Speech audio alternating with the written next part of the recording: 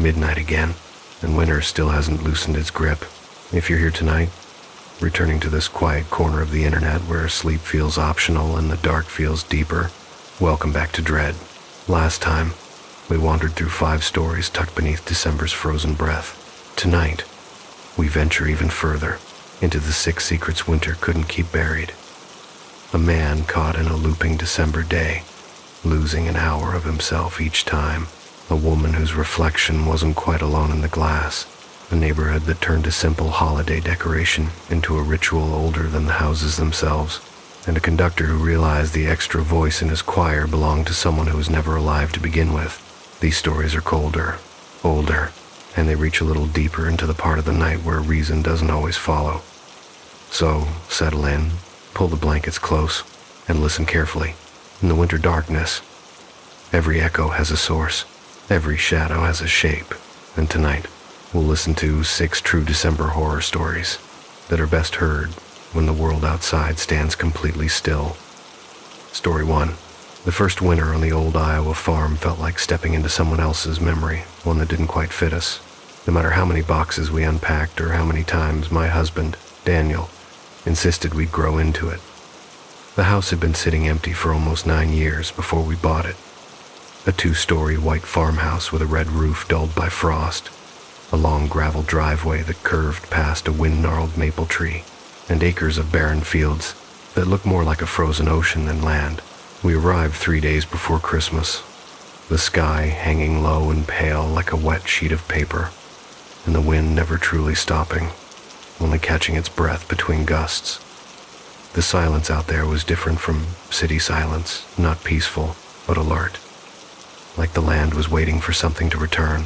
The previous owner had left behind a handful of things: a rusted plow, 3 cracked mason jars, and a toy chest meant for a child who never lived to use it.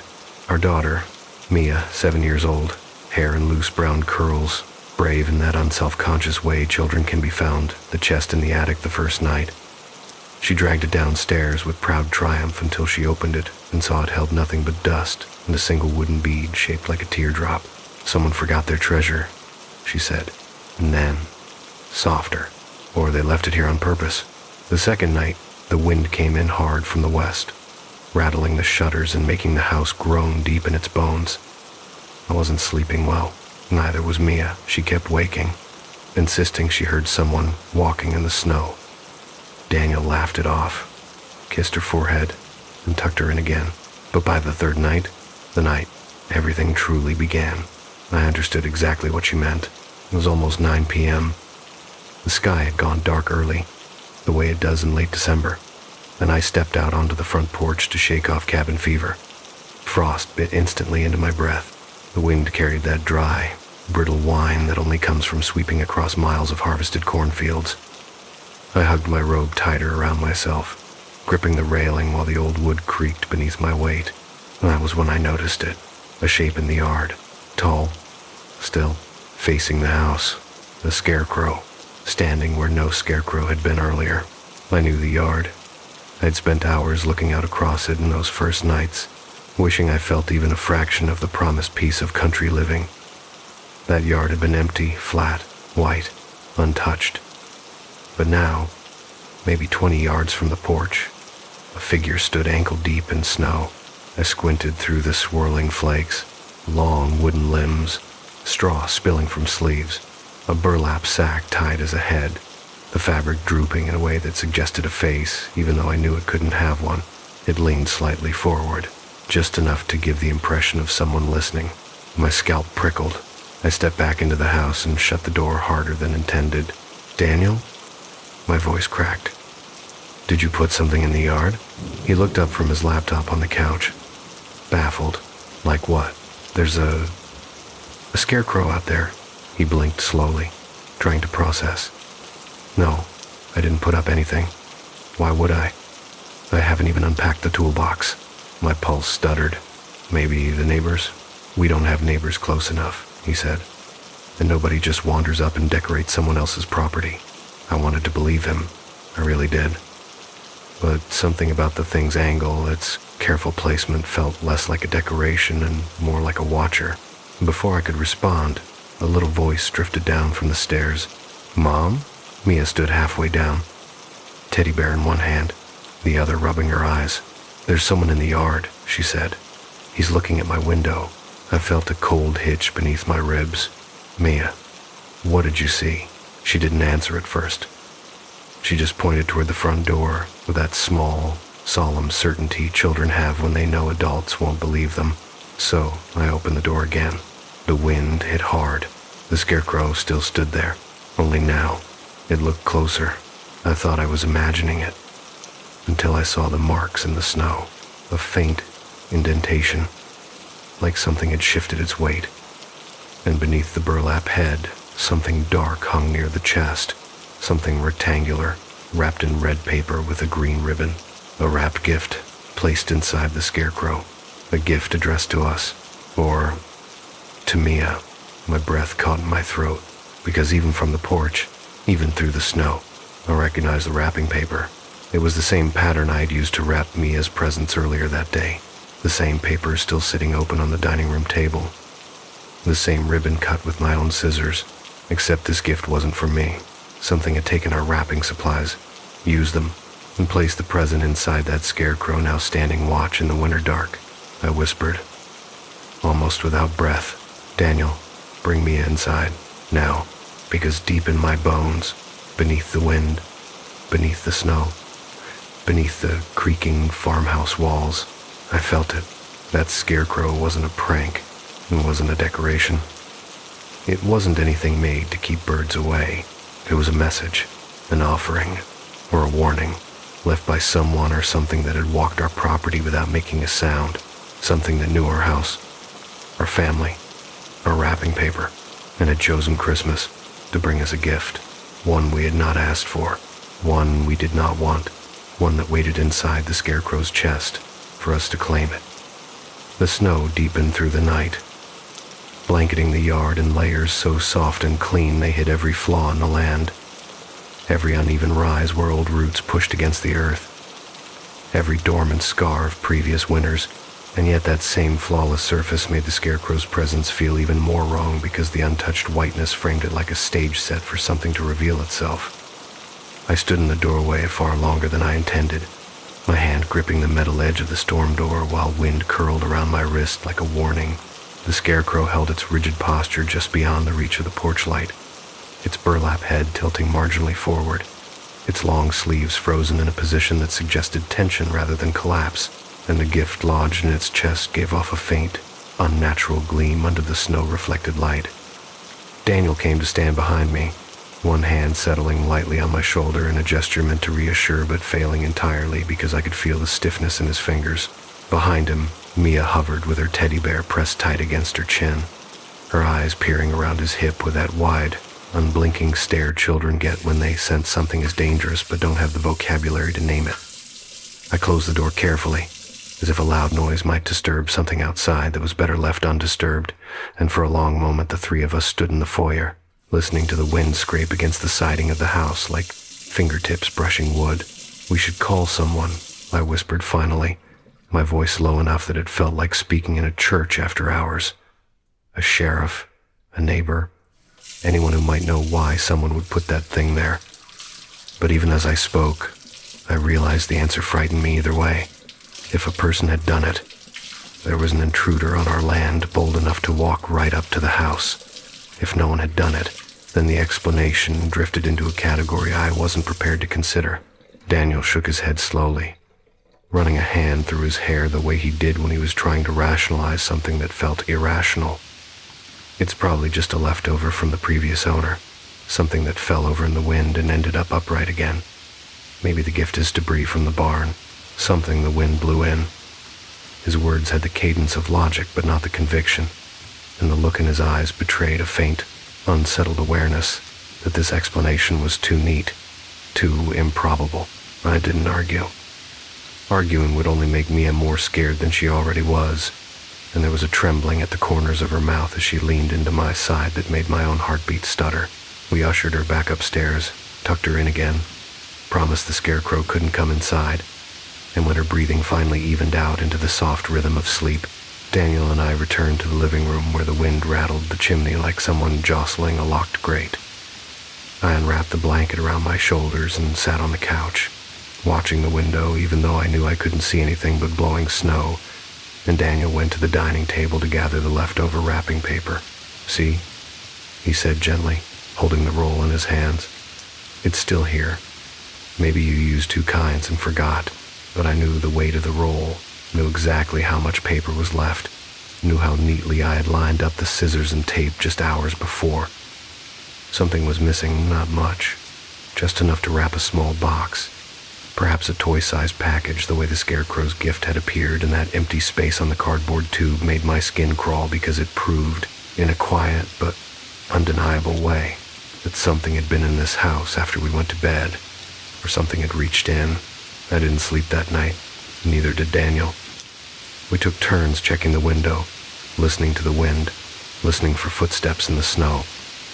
At some point between 3 and 4 in the morning, the storm finally slowed, the wind dropping from a howl to a whimper, and when the world quieted, the house's old bones made their own noises, soft pops from the basement, groans from the rafters, the heating system ticking as it strained against the cold.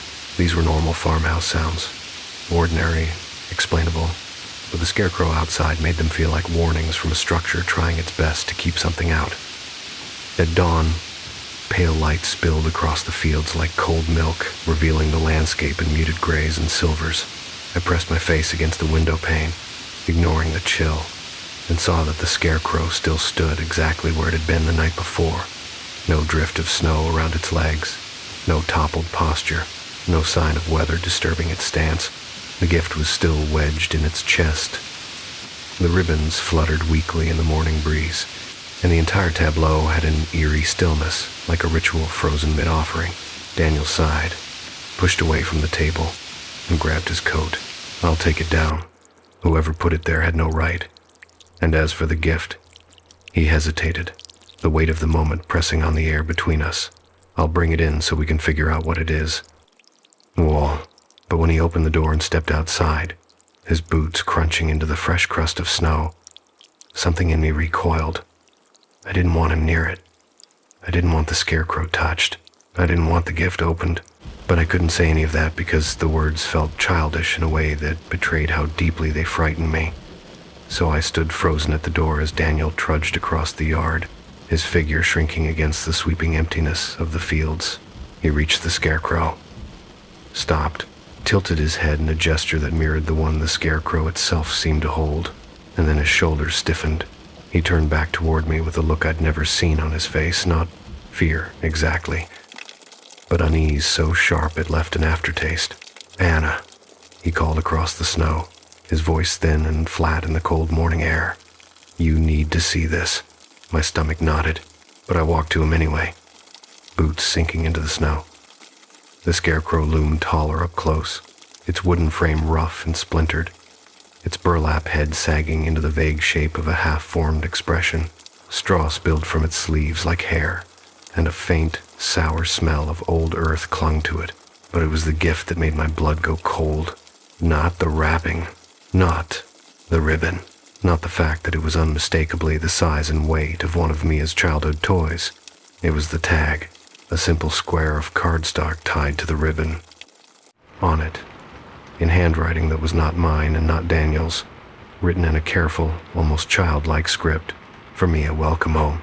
I stared at those words until the cold reached my marrow, because whoever had written them knew our daughter's name before we had told a single soul in Iowa that we had moved into this house. The moment I saw Mia's name handwritten on that tag, those soft, rounded letters shaped with an eerie care, as though someone had practiced the strokes again and again until they resembled a child's handwriting more than an adult's. I felt something inside me tilt, the way your balance shifts when a stair you expected to be there suddenly isn't. The cold didn't just touch my skin, it seeped into the space beneath it, settling under my ribs with a weight that felt both ancient and freshly born. The wind rolled across the fields in a low exhale, carrying with it that dry winter hush that had followed us since we moved in, and I realized how loud the stillness around us had become, as if the world itself were waiting for us to unwrap the gift. Daniel stood beside me with his jaw tight, and his breath coming invisible. Shaky bursts that he tried to disguise by adjusting his scarf. "This is someone's sick idea of a joke," he murmured, not meeting my eyes. Maybe the realtor told someone new people were moving in. Maybe they knew the buyers were a young family. But he didn't sound convinced. He sounded like someone clinging to the last explanation that still belonged to the world we understood. Even as something in the air hinted that we had already stepped beyond it, I reached out and touched the tag. The paper was cold, slightly damp from the snow, but the ink hadn't run at all. That detail made me pull my hand back instantly. If the tag had been out here all night, exposed to the storm, the ink should have bled or frozen. But it hadn't. The letters remained perfect, as though they'd been written moments ago. "Daniel," I whispered. "We should leave it alone." He hesitated, the gift half lodged in the scarecrow's chest cavity like an organ that didn't belong there. The scarecrow itself seemed almost to lean forward, its posture frozen in a perpetual bow, as though offering the present not as a gesture of joy but as a transaction, something given in expectation of something taken. "It's just a box," Daniel insisted quietly, though he avoided looking at the scarecrow's burlap head as he spoke. "It's probably empty. Maybe it's just a neighbor's misguided attempt at being festive." "Dome. But who leaves a wrapped gift inside the ribcage of a scarecrow at dawn? Who stands in a stranger's yard long enough to retrieve their ribbon and paper from inside the house? Who learns the name of a child without asking?" Nothing about it felt festive. It felt deliberate, personal, expectant. Daniel gripped the gift at the corners, tugged gently, and with the slightest whisper of friction, it slid free from the scarecrow's chest cavity. The moment it came loose, the scarecrow's frame shifted just barely, just enough that snow dusted from its shoulders in a soft cascade like something relaxing after holding its breath. I did not like that. I did not like that at all. Daniel turned the box over, checking for more notes, but the only marking was the tag with Mia's name. He removed his gloves and traced the seam where the paper folded, brow furrowing. "It's warm," he muttered, almost to himself. My breath caught. Warm? In the dead of winter? After standing outdoors all night? He noticed the alarm in my eyes and forced a quick, dismissive laugh. "Not warm. Just not frozen like it should be." But I could see it unsettled him. I could see he didn't want to examine the thought too closely. We brought the box inside, though. Every step toward the house felt like a mistake we couldn't undo. And once the door was shut, the warmth of the farmhouse seemed to fall strangely flat, as though the presence of the gift had absorbed something from the air. The house felt smaller, the corners darker, the silence sharper. The scarecrow still stood in the yard, framed by the window like a sentinel, its posture unchanged, though I swore that where the gift had been, its burlap chest now sagged inward, as if something essential had been removed. We set the box on the dining table. I didn't want Mia to see it, so Daniel stood guard as she slept upstairs while I fetched scissors. My hands shook, the metal glinting under the weak morning light. When I returned, Daniel was already tugging at the ribbon, his impatience winning over caution. "Shouldn't we wait?" I whispered. "For what?" "For, I don't know. Someone to explain. A sign." He looked at me with an expression that mixed annoyance with fear. "Anna, it's a present. From some creep, yes, but if we want answers, we need to see what's inside." He lifted the lid. Inside the box lay a small, worn object wrapped in faded tissue paper yellowed, as though it had been stored in an attic for decades. Daniel peeled the tissue back. What lay beneath made my vision pulse. A doll. Old, handmade, cloth body, button eyes, yarn hair once red but now dulled to a rusted brown. The fabric was stained with something that looked like soil or ash. One of its arms had come loose, dangling by a few threads like a limp gesture of longing. The stitches along its stomach looked fresh, as if someone had sewn it recently, and tucked inside the doll's dress, barely visible beneath the hem, was a folded note. My throat tightened. Daniel hesitated. Then he unfolded it. The handwriting this time was different, sharper, older, more angular but unmistakably deliberate.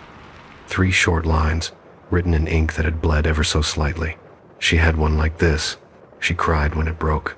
Don't let her break again. For a moment the room spun. Daniel stared at the note, brow knit in confusion. Do you think this belonged to the last family? Maybe a daughter, but he didn't finish, because just then, a sound drifted from upstairs. Soft, fragile, familiar. Mia crying. Not the sharp, startled cry of a child waking from a nightmare, but a quiet, mournful sobbing, the kind full of grief rather than fear. We dropped everything and rushed up the stairs, the old wood groaning under our feet. Mia was sitting upright in her bed, clutching her teddy bear so tightly her knuckles were white, her cheeks were wet, her breath hitched, her expression dazed as though remembering something she had never lived through. Mia, honey, what's wrong? I whispered, pulling her into my arms. She pointed a trembling finger toward the corner of her room, toward the window, and in a voice too small to hold the weight of what it carried, she whispered, Mom, where's my doll? The one I lost. The one from before. My heart froze. You've never had a doll like that? I said too quickly, her brow furrowed. She looked confused, almost offended. Yes, I did, she murmured. The one with the red hair. The one I had at the other house. We never lived in another house. Not one she would remember. Not one where she had ever owned a doll like the one in the box downstairs. Daniel and I exchanged a glance heavy with dread. And then, before either of us could speak, the front door slammed, a violent, hollow echo that shook dust from the rafters and sent a single, delicate shiver through the floorboards beneath our feet. I clutched Mia closer. Daniel stepped into the hallway, voice trembling. Anna, the scarecrow, but it's not in the yard anymore. One loaf. For a moment after Daniel said the scarecrow was gone, silence washed through the house in a way that didn't feel like silence at all, but more like the air had thickened, pressing in around the walls, creeping into the seams of the wooden floors, tightening around the very shape of the rooms until it felt as though the house were holding its breath right along with us.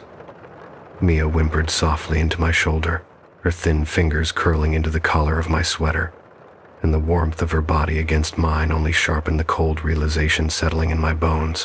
Whatever had been standing out there all night under the snow, whatever had wrapped a gift using our paper, whatever had written our name so carefully on that tag, it was no longer outside, and the storm-rattled farmhouse suddenly felt too large, too hollow, too full of corners we hadn't checked, as though the walls themselves might be offering hiding places to something that had been waiting for years to come inside again.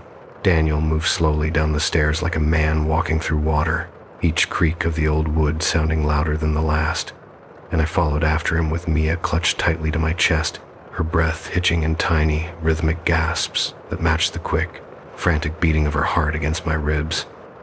The front hall stretched out before us in muted gray light, and the door, though closed and latched, perched unevenly in its frame as if it had been disturbed, shifted not violently, but with the quiet insistence of something that had simply leaned its weight against it and tested the give of the old hinges.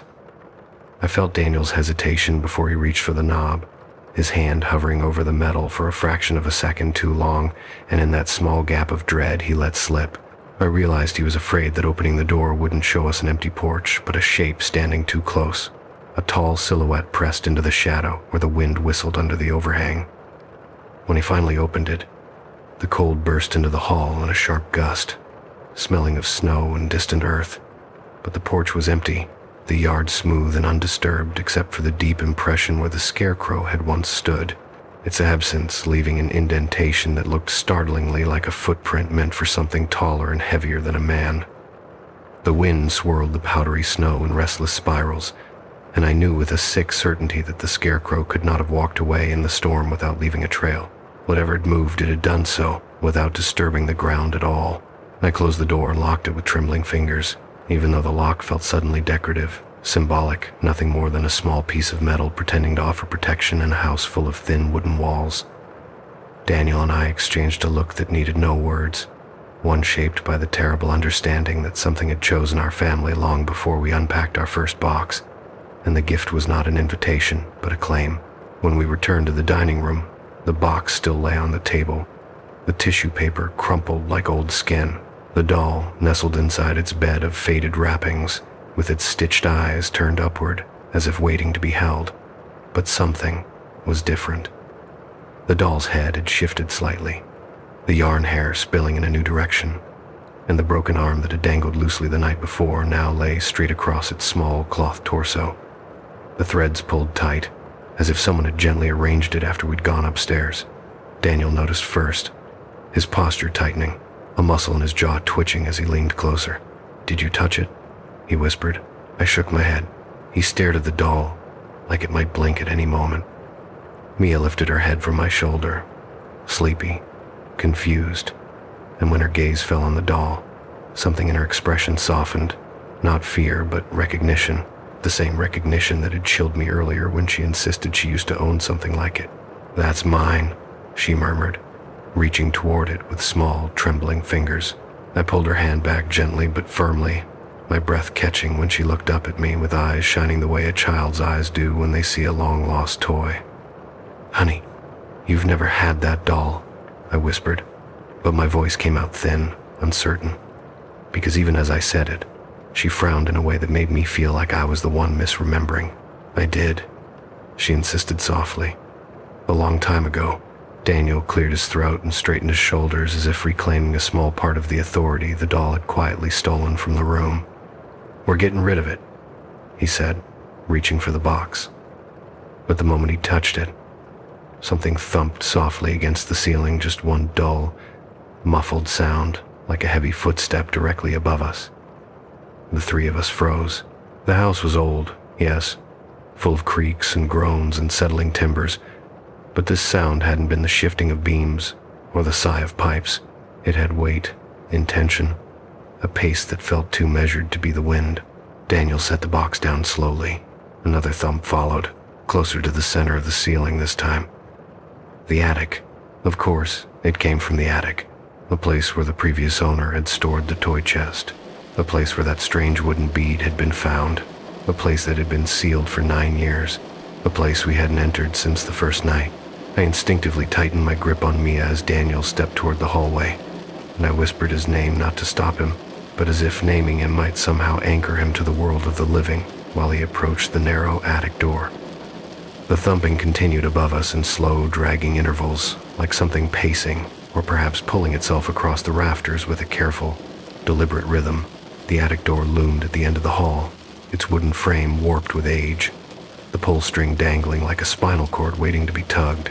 Daniel reached for it, hesitated, and then looked back at me, a question, a fear, a plea for grounding, and I nodded even though my heart hammered so violently I thought it might burst. He pulled the string.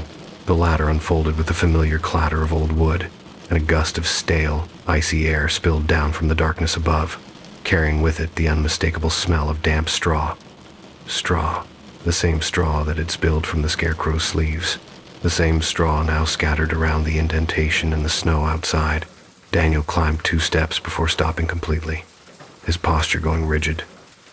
"Anna," he said quietly, voice tight and thin like stretched wire, "you need to take Mia into the living room." "Why? What do you see?" He swallowed hard. "It's better if she doesn't hear it." "Hear what?" And then, from the attic, soft, rhythmic, unmistakable, the sound drifted down, a gentle brushing noise, like straw being dragged across wood, then a whispering crackle, like fabric shifting, and then a soft, echoing creak, as if something that had been still for a long time was beginning to stand up. I backed away slowly, holding Mia tighter, her small face buried against my chest now, her breath quickening with the instinctive fear children feel when adults go silent. The living room felt too open, too vulnerable. I didn't want to be anywhere in the house. I didn't want to breathe the same air that touched whatever was rising in the attic. From overhead, one final sound drifted down, a sound so quiet and yet so impossibly clear that it felt like it had been spoken directly into the center of my skull. A small, cheerful giggle, a child's giggle, faint, muffled, tinged with delight, followed by a high, breathy whisper in a voice that did not belong to Mia. "She remembers me." When that, for a long, trembling moment after that giggle floated down from the attic light, airy, bright in a way that should have belonged to a real child, and not to something made of straw and burlap. None of us moved. Daniel stayed halfway up the ladder as if rooted there, his back rigid, his head tilted just enough that I could see the outline of his jaw tighten in a fear he was trying not to let show. Mia pressed her cheek harder against my collarbone, her breath coming in small, uneven bursts. The kind that told me she wasn't crying because she didn't understand, but because she did, in some old, buried, instinctive way that terrified me more than anything I could name. The attic quieted again, but not into silence, more into anticipation. A soft shifting like fabric brushing wood, the faint patter of something light dragging across the floorboards overhead. I could picture it, even though I couldn't see it. Straw hands, button eyes, a stitched smile tugged too wide, moving with a buoyant eagerness that did not belong to the body it wore. The doll, the scarecrow, the toy from the box, they weren't separate at all. They were pieces of the same thing, something that had been waiting inside the house long before we arrived. Something that recognized Mia with a familiarity that made no sense unless time or memory or something far older had folded between them. Daniel took one slow step down the ladder, then another, moving as though trying not to alert whatever was above him. When he reached the floor, he didn't turn his back on the attic. He simply extended one arm toward me and whispered, "Anna, take her outside." Quietly. His voice was thin, fragile, hollowed out by something deeper than fear. The kind of voice people get when they finally realize the threat isn't metaphorical but alive. I took a step backward into the hall, but the moment my heel touched the floorboard, a sound erupted from the attic, sharp, fast, skittering like something crawling rapidly across beams, its limbs too long or too jointed for human movement. It moved quickly toward the ladder opening, the dragging straw accelerating into a frantic, scrabbling rhythm like a child running on hands and knees. Daniel grabbed the attic door and shoved it upward, slamming it hard enough that dust cascaded from the ceiling like a burst of ancient ash. Something on the other side hit the door in response once, with a dull thud, then a second time, lighter, like tiny fingers pressing curiously against the barrier that separated us. For a moment there was nothing, no movement, no giggle, just the slow exhale of the house. And then very softly, as though it were laying its head against the wood, came the whisper, "Don't close the door. She's been waiting for me." I felt my knees weaken. Mia shuddered against me, burying her face deeper into my chest. Daniel stared at the ceiling as if he were weighing the strength of every nail keeping that door shut. "We're leaving," he said, voice low, steady in a way that didn't match the terror in his eyes. "Right now." In Wikes, the hall felt too long as we moved toward the stairs. Every step, a small gamble that the attic door would burst open behind us. The house had stopped settling. Even the wind had stilled.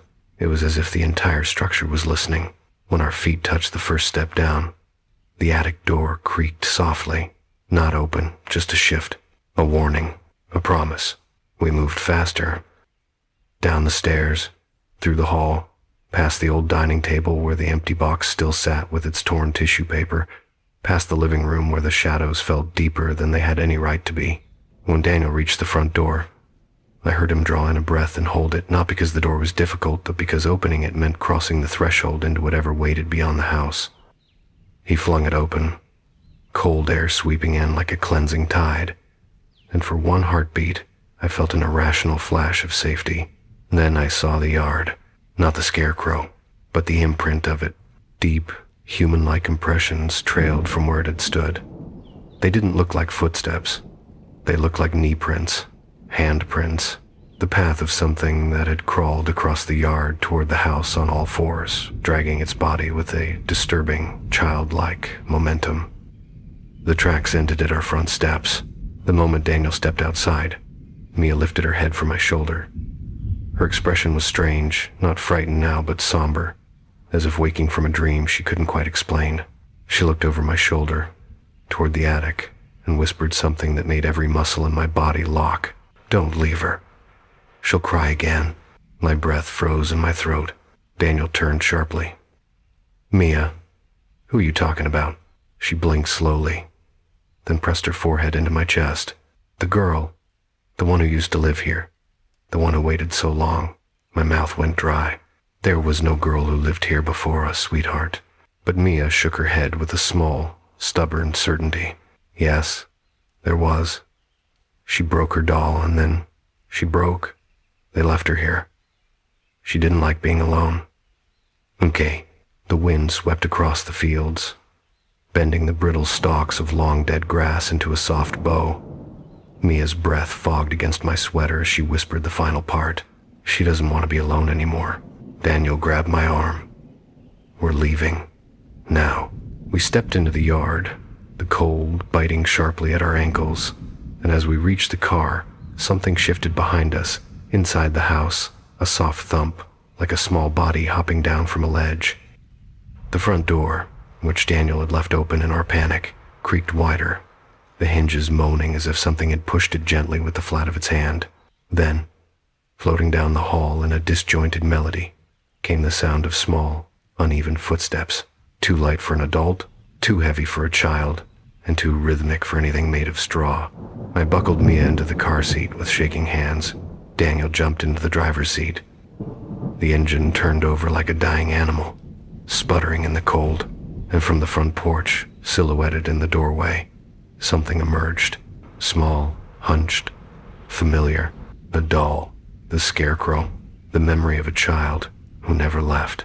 It stood at the threshold, head tilted, yarn hair drifting in the wind, button eyes gleaming as if they'd caught the light of the rising sun. Behind it, someone giggled softly, delighted. We tore down the driveway, gravel kicking up behind the tires like a spray of broken glass. The house shrank in the rearview mirror, the silhouette of that small figure standing perfectly still as the sky brightened. We didn't return. We didn't sell the house. We didn't pack our things. We abandoned it to the fields in the winter and the thing that had been waiting far longer than we had been alive. But sometimes, when the first snow of the season falls, when the world softens into that pale December hush, Mia stands by the window and watches the flakes drift down, and she says, quietly, I think she found someone else to play with.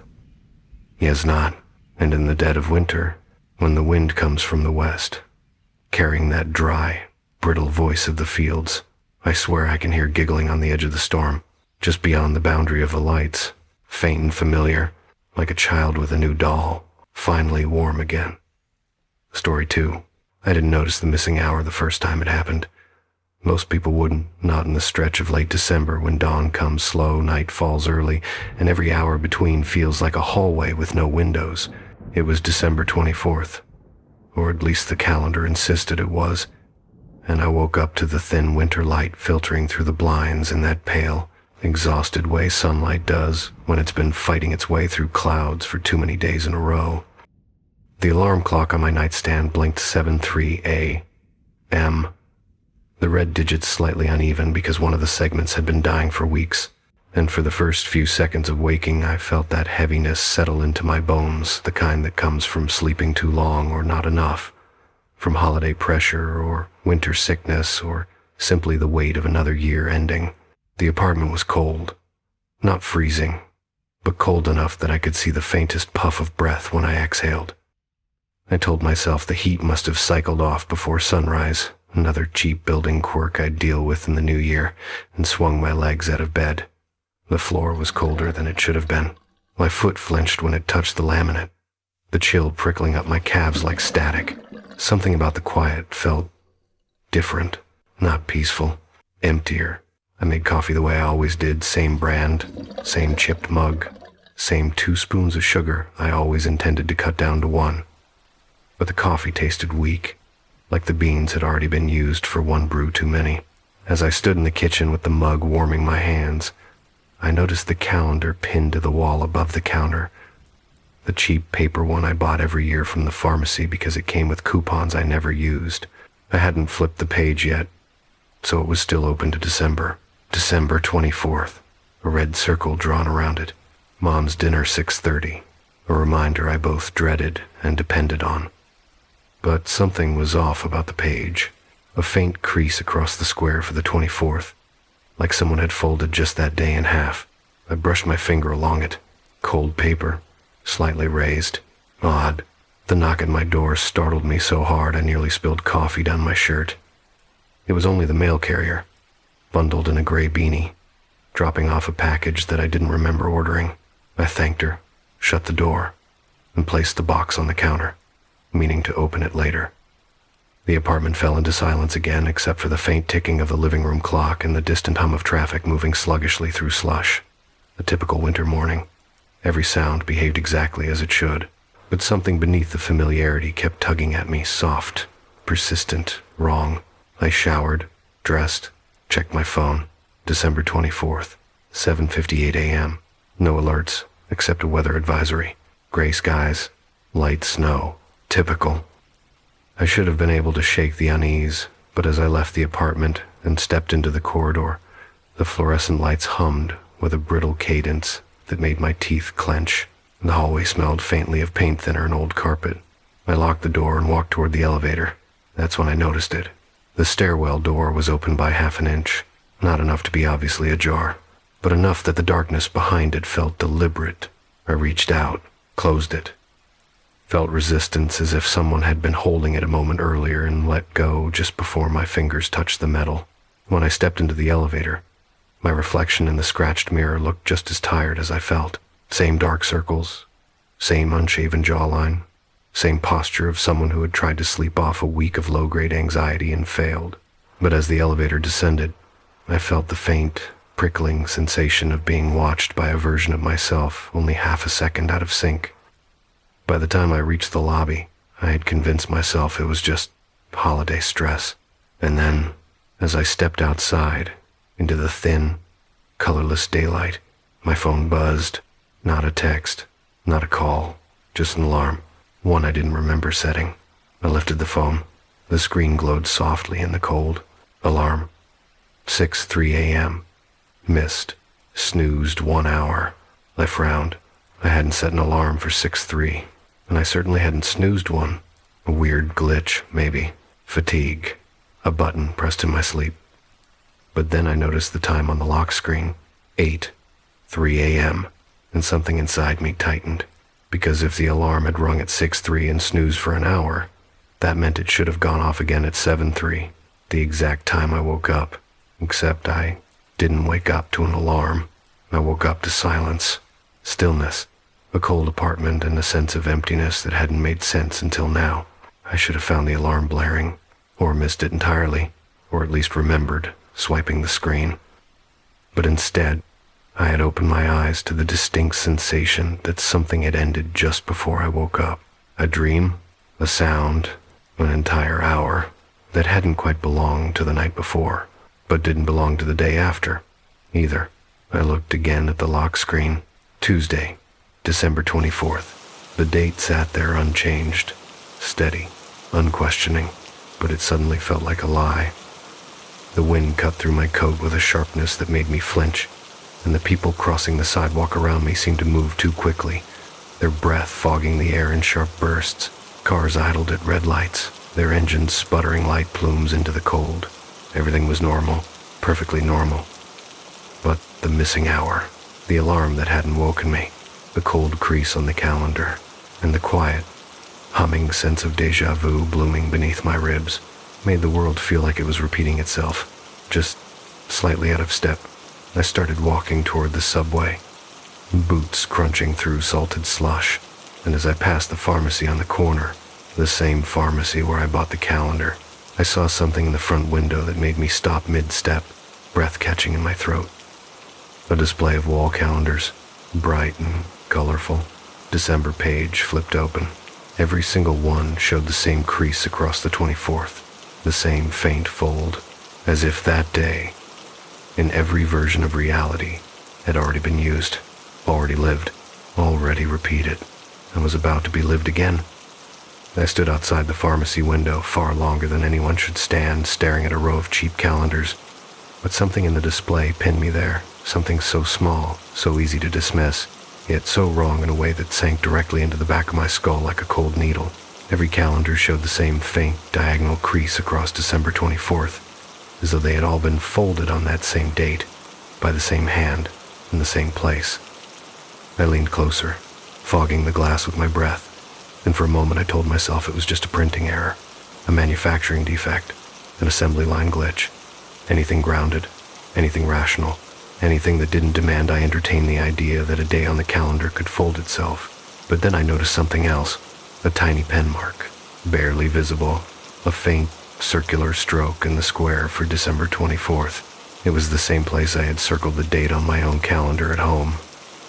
The same size, the same pressure of a hand beginning to draw a ring, except these calendars were sealed in shrink wrap. No one had touched them, no one had written on them, and the circle wasn't finished.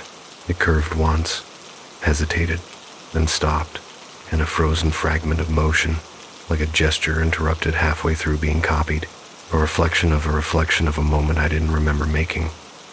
The late morning traffic swirled around me, buses sighing at the curb, commuters shuffling past in thick coats, the whir of a bike tire slicing through slush, but all sound began to warp, bending into the dull, oceanic roar of blood rushing in my ears. I didn't know why the sight bothered me as deeply as it did. It was just a crease, a mark, a smudge of ink.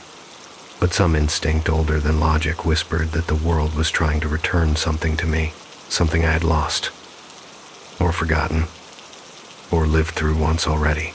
I forced myself to walk away, feet moving stiffly across the salted pavement as though I were stepping into a memory rather than a street.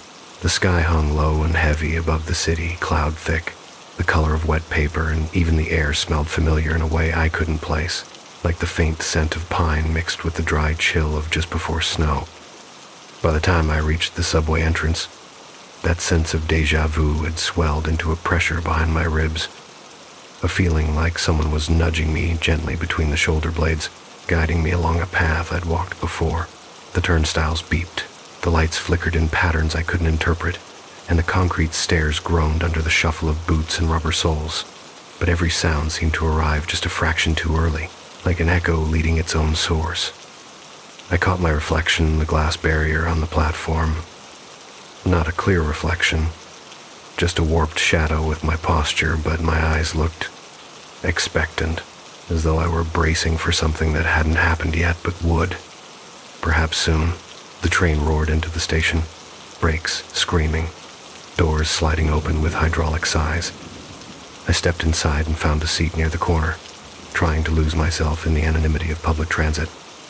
A woman in a puffy coat sat opposite me, scrolling through her phone with weary focus, and a man in a construction jacket leaned his head against the window, already half asleep.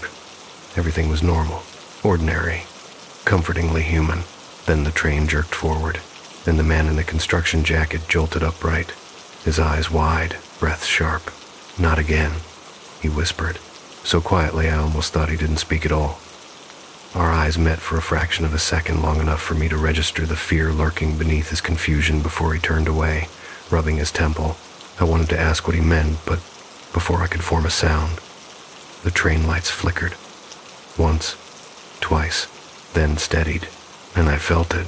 The train sped up, not enough to alarm anyone, just enough that a subtle shift in momentum pressed me deeper into my seat. The woman with the phone frowned and tapped the screen. One tap, two taps. Then she squinted. "Oh, it's weird," she whispered. I leaned slightly toward her. "What is?" "Time's wrong," she murmured. My phone just reset backward an hour. I blinked slowly. My pulse quickened. "What do you mean backward?" She showed me her phone. It displayed 8 a.m., a minute before I had boarded, a time I had already lived. I pulled out my own phone. My lock screen read 8:88 a.m. as well. Notifications disappeared, replaced with older ones. A weather alert now unread. An email I had opened earlier now sealed again. A wave of cold radiated from my sternum outward. The train lurched hard this time, and several people grabbed the nearest pole to steady themselves. A few muttered complaints, nothing panicked, but beneath it all I felt something heavy move beneath the flow of time, as though a gear larger than any human machine had just misaligned. The loudspeaker crackled overhead, a burst of static followed by a voice that sounded oddly distant, as if the sound were coming from the wrong end of a long hallway. "Next stop, Kingman Avenue. Next stop, Kingman Avenue." Except Kingman Avenue wasn't next. This wasn't the right stop. This wasn't the right timing. This wasn't the right day. My chest tightened as the train slowed and the doors opened with a soft chime, revealing a platform I hadn't seen in years. Not decaying or abandoned, just unfamiliar in a way that struck a too deep chord inside my memory. I stood, gripping the pole for balance, and stepped off the train without knowing why. The platform was nearly empty, bathed in the cold fluorescence of overhead bulbs that buzzed faintly, rhythmically. The tiled wall bore an old, peeling advertisement that I recognized with a jolt, an ad that hadn't been on this line in almost a decade. The air smelled different here, older, unearthed. I lifted my phone again. The date blinked softly. Tuesday, December 24th, 7:03 a.m. My blood ran cold. That was the exact moment I'd woken up. The moment the missing hour ended, or began, or repeated. And as I stared at the glowing numbers blinking steadily on the screen, I realized something with absolute, nauseating clarity. Time hadn't looped around me. I had looped around time. Every step I took today, every breath, every glance, every thought, had been following a track I'd already worn through the world once before. And the missing hour, the folded crease, the soft echo, the alarm I never dismissed, wasn't gone. It was ahead of me, waiting, dormant, ready to open again. And this time, I would have to walk into it, with my eyes open. For a moment, I simply stood there on that unfamiliar platform, the cold, fluorescent light shivering across the tiles like it was trying to stay attached to the world. And I became aware of a strange heaviness in the air, a kind of quiet pressure that made every sound my breath, the soft hum of the lights, the distant grind of a service tunnel echo in a way that suggested space was wider than it looked, yet somehow thinner, as though the corridor around me were stretching its shape to fit something that didn't belong. The people on the train had already faded from view. The doors slid shut. The car lurched forward with the same exhausted sigh as every morning commute, and I watched it vanish into the tunnel until the last trace of its movement dissolved, leaving me alone on a platform I had not visited since my early 20s, a place that had felt unremarkable then but now radiated an unsettling familiarity that went beyond memory. The clock mounted above the turnstiles blinked 7:03 a.m., its second hand twitching forward in tiny, hesitant ticks, as if unsure of whether it should obey the pace of time or pause in place. I checked my phone again, hoping the screen would show a different time, a different day, anything that would tell me I wasn't caught inside the hollowed-out core of a moment that had already happened, but the display remained steady. Tuesday, December 24th, 7:03 a.m. And for the first time since waking, I felt an almost nauseating certainty that whatever was happening was not temporal drift or fatigue or a glitch in my phone. It was me. I had walked into a moment I was never meant to enter twice. The platform felt colder than it should have. Not winter cold, something older, deeper. The sterile cold of forgotten air sealed inside a place the world no longer visited. The advertisement on the wall, a faded poster of a travel agency long defunct, fluttered at the edges like breath was moving behind it. I stepped closer without meaning to, drawn by the rough shape of something imprinted faintly in the paper beneath the peeling ink. The ghost of an older poster torn away years before, its fragments trapped beneath the newer layer, like the sediment of a memory too stubborn to disappear.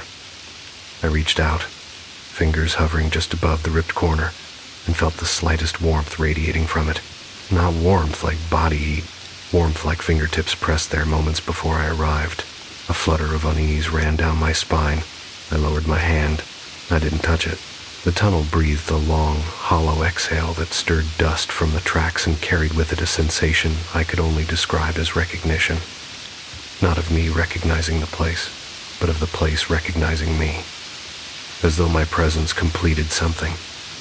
As though the missing hour had been waiting for my return. I heard footsteps, then soft, slow, deliberate, somewhere behind the bend of the tunnel, where no train approached. They were not the hurried steps of commuters. They were not the heavy, echoing thuds of workers. These footsteps were measured, patient, the way you might walk through a dark room you've memorized in childhood, stepping exactly where you knew the floor would hold. My throat tightened. I stepped back from the tracks, The footsteps stopped instantly, not fading, not retreating, stopping with perfect precision, as though responding to my movement. For a long, breath-held moment, nothing moved at all. The platform existed in a kind of suspended stillness that made me feel as if the world above had also stopped traffic freezing in intersections. Store owners pausing, mid-motion, winter wind hanging motionless between gusts. My heart thudded with the loud, physical ache of someone hearing their own pulse in a confined space. And then my phone buzzed. I almost dropped it. The sound felt too loud, too alive in the quiet. I raised the screen slowly, expecting a glitch, a spam alert, an accidental calendar notification, but it wasn't any of those things. It was an alarm, the one I had supposedly snoozed, the one I hadn't heard, the one that marked the missing hour. Alarm, 6:03 a.m. Dismiss, snooze, but the timestamp beneath it, the timestamp showing when it had rung, made my breath stop cold. Last rung, 7:03 a.m. My fingers trembled. That wasn't how alarms worked. An alarm couldn't ring exactly at the moment time repeated. An alarm couldn't echo into its own future, unless the hour between had been lived already. By me. By some version of me. By a version I didn't remember. The footsteps resumed slower this time, like someone dragging their heel just slightly with each step. The hairs on the back of my neck rose as my eyes fixed on the tunnel's darkness, and for a terrible moment I thought I saw a figure outlined in the dimness, a silhouette that matched my own posture, my height, the tilt of my head as I strained to see into the dark. I blinked, and the shape dissolved like smoke, but the sensation of being mirrored lingered deep in the marrow of my bones. The alarm continued vibrating in my hand, insistent, demanding acknowledgement. I dismissed it with a shaking finger. Instantly, the platform lights flickered, once, twice, then steadied, but something had changed, something subtle. The calendar in my pocket, a folded snapshot of December I kept because my mother was old-fashioned and liked when we wrote things down, shifted behind the fabric. Not enough to fall, not enough to fully unfold. Just a soft, papery movement like a breath passing beneath the month. I pulled it out. December 24th still sat circled in red ink, but now, the square above it, December 23rd, bore a crease too, a faint diagonal line, as if someone had folded that day as well, as if it had been lived again in another version of time I hadn't noticed. And then, beneath that, December 22nd, creased, barely, but undeniably, 3 days, each folded, each used, each waiting. Waiting for what? For me to remember?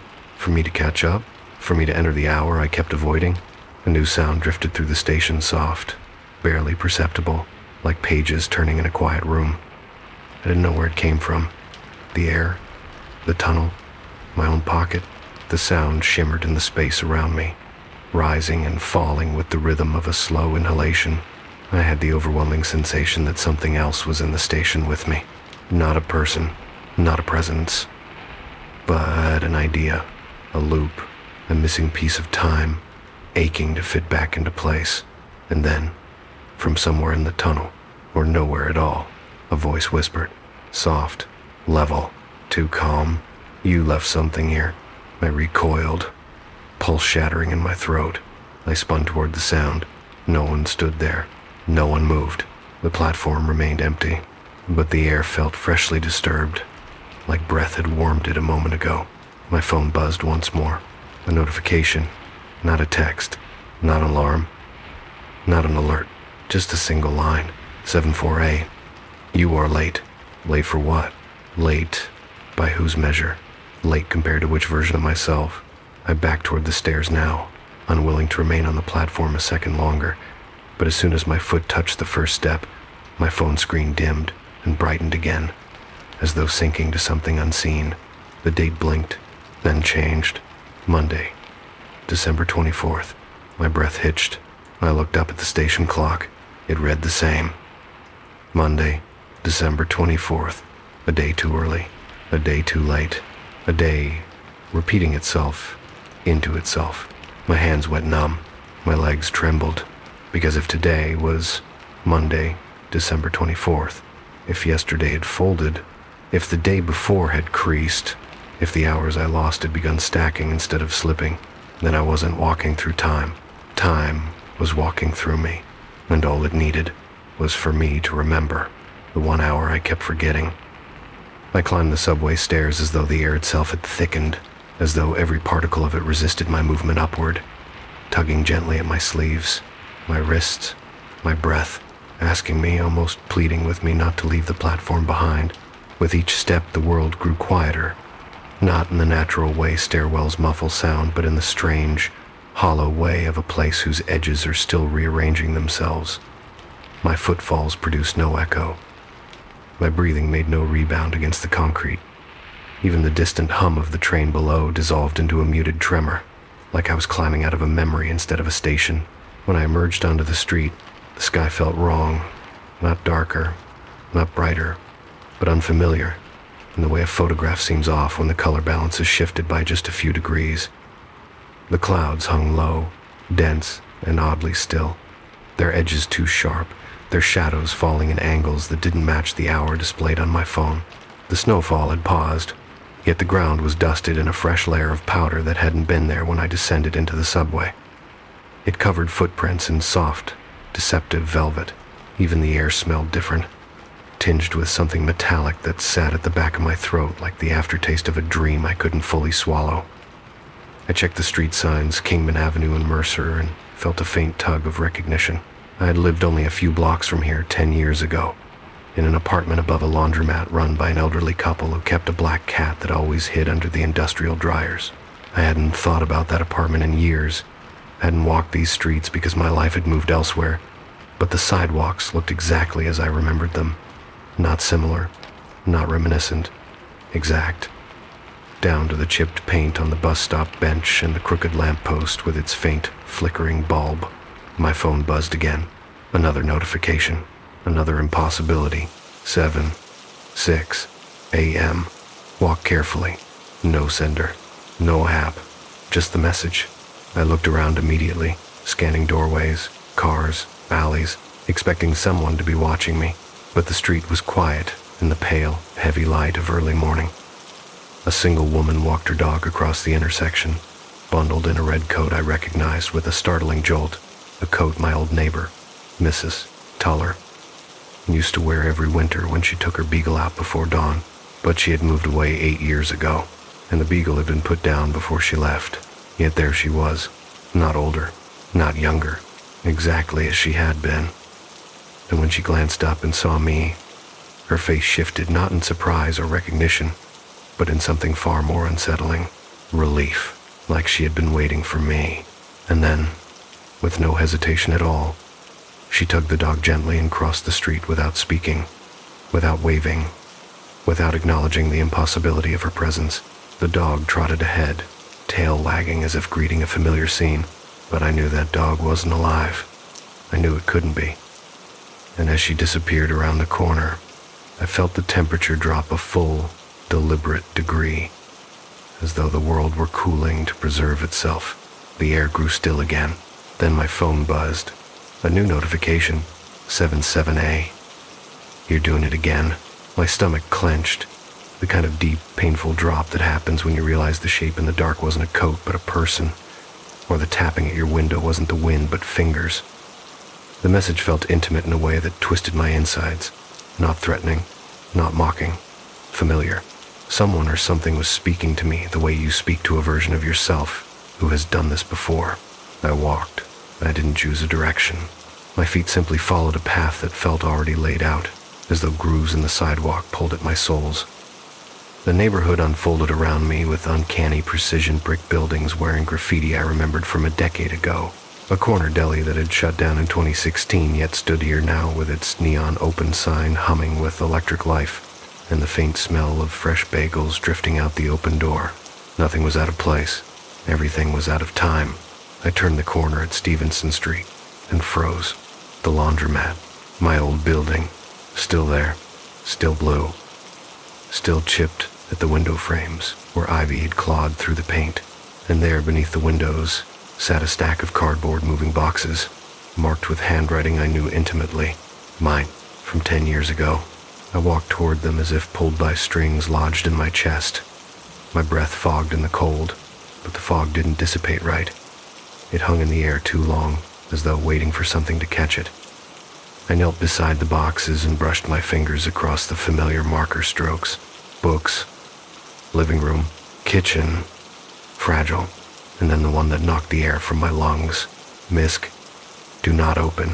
The handwriting wavered, not because I misread it, but because memory flickered behind my eyelids. The memory of packing that box, the memory of taping it shut, the memory of writing those exact words in a shaky rush after I discovered something inside I refused to look at again. But I didn't remember what that thing was. It had been swallowed, blurred, erased by time or fear, or both. The missing hour of the day, the missing hour of the mind. I reached for the box. My hand trembled just above it, fingertips tingling, a faint static that crawled up my wrist like invisible frost. Before I could touch it, my phone buzzed again, sharper this time, urgent, 7:08 a.m. Don't open that. You know what's inside. The street around me grew colder, quieter, dimmer. A shadow stretched behind me, tall and narrow, as though cast by a person standing directly behind my spine, leaning over my shoulder, reading the message with me. My mouth went dry, very slowly. I straightened, but the sidewalk behind me was empty. Empty in the way a stage is empty after the actors have left. The feeling remains. The imprint still warm.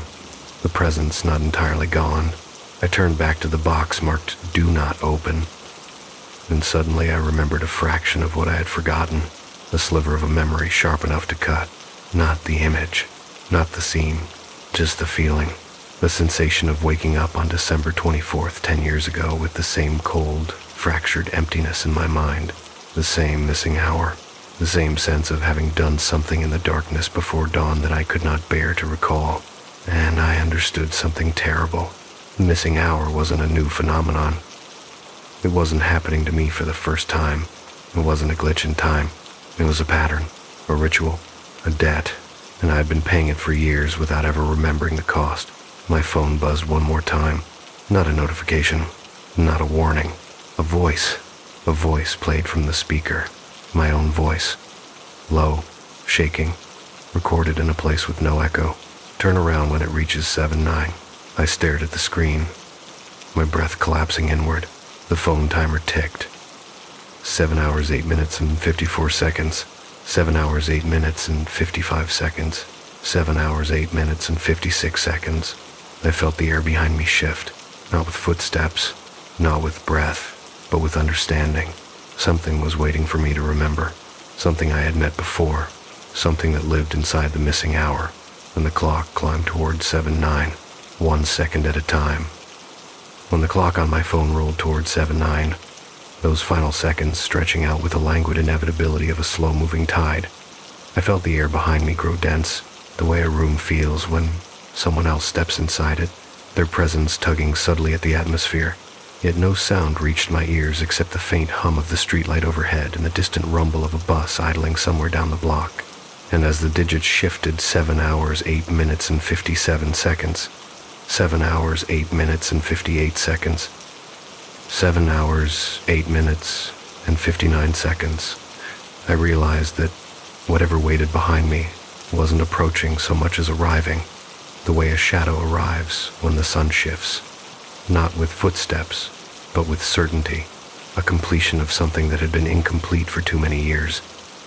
I should have run, but my legs felt rooted into the concrete, threaded into the grooves of a decade-old memory I had never consciously kept, and the boxes at my feet, those relics of a former version of me, seemed to pulse faintly, as though they remembered what I had forgotten.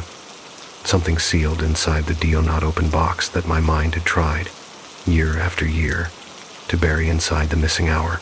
The timestamp flicked to 7:09 a.m.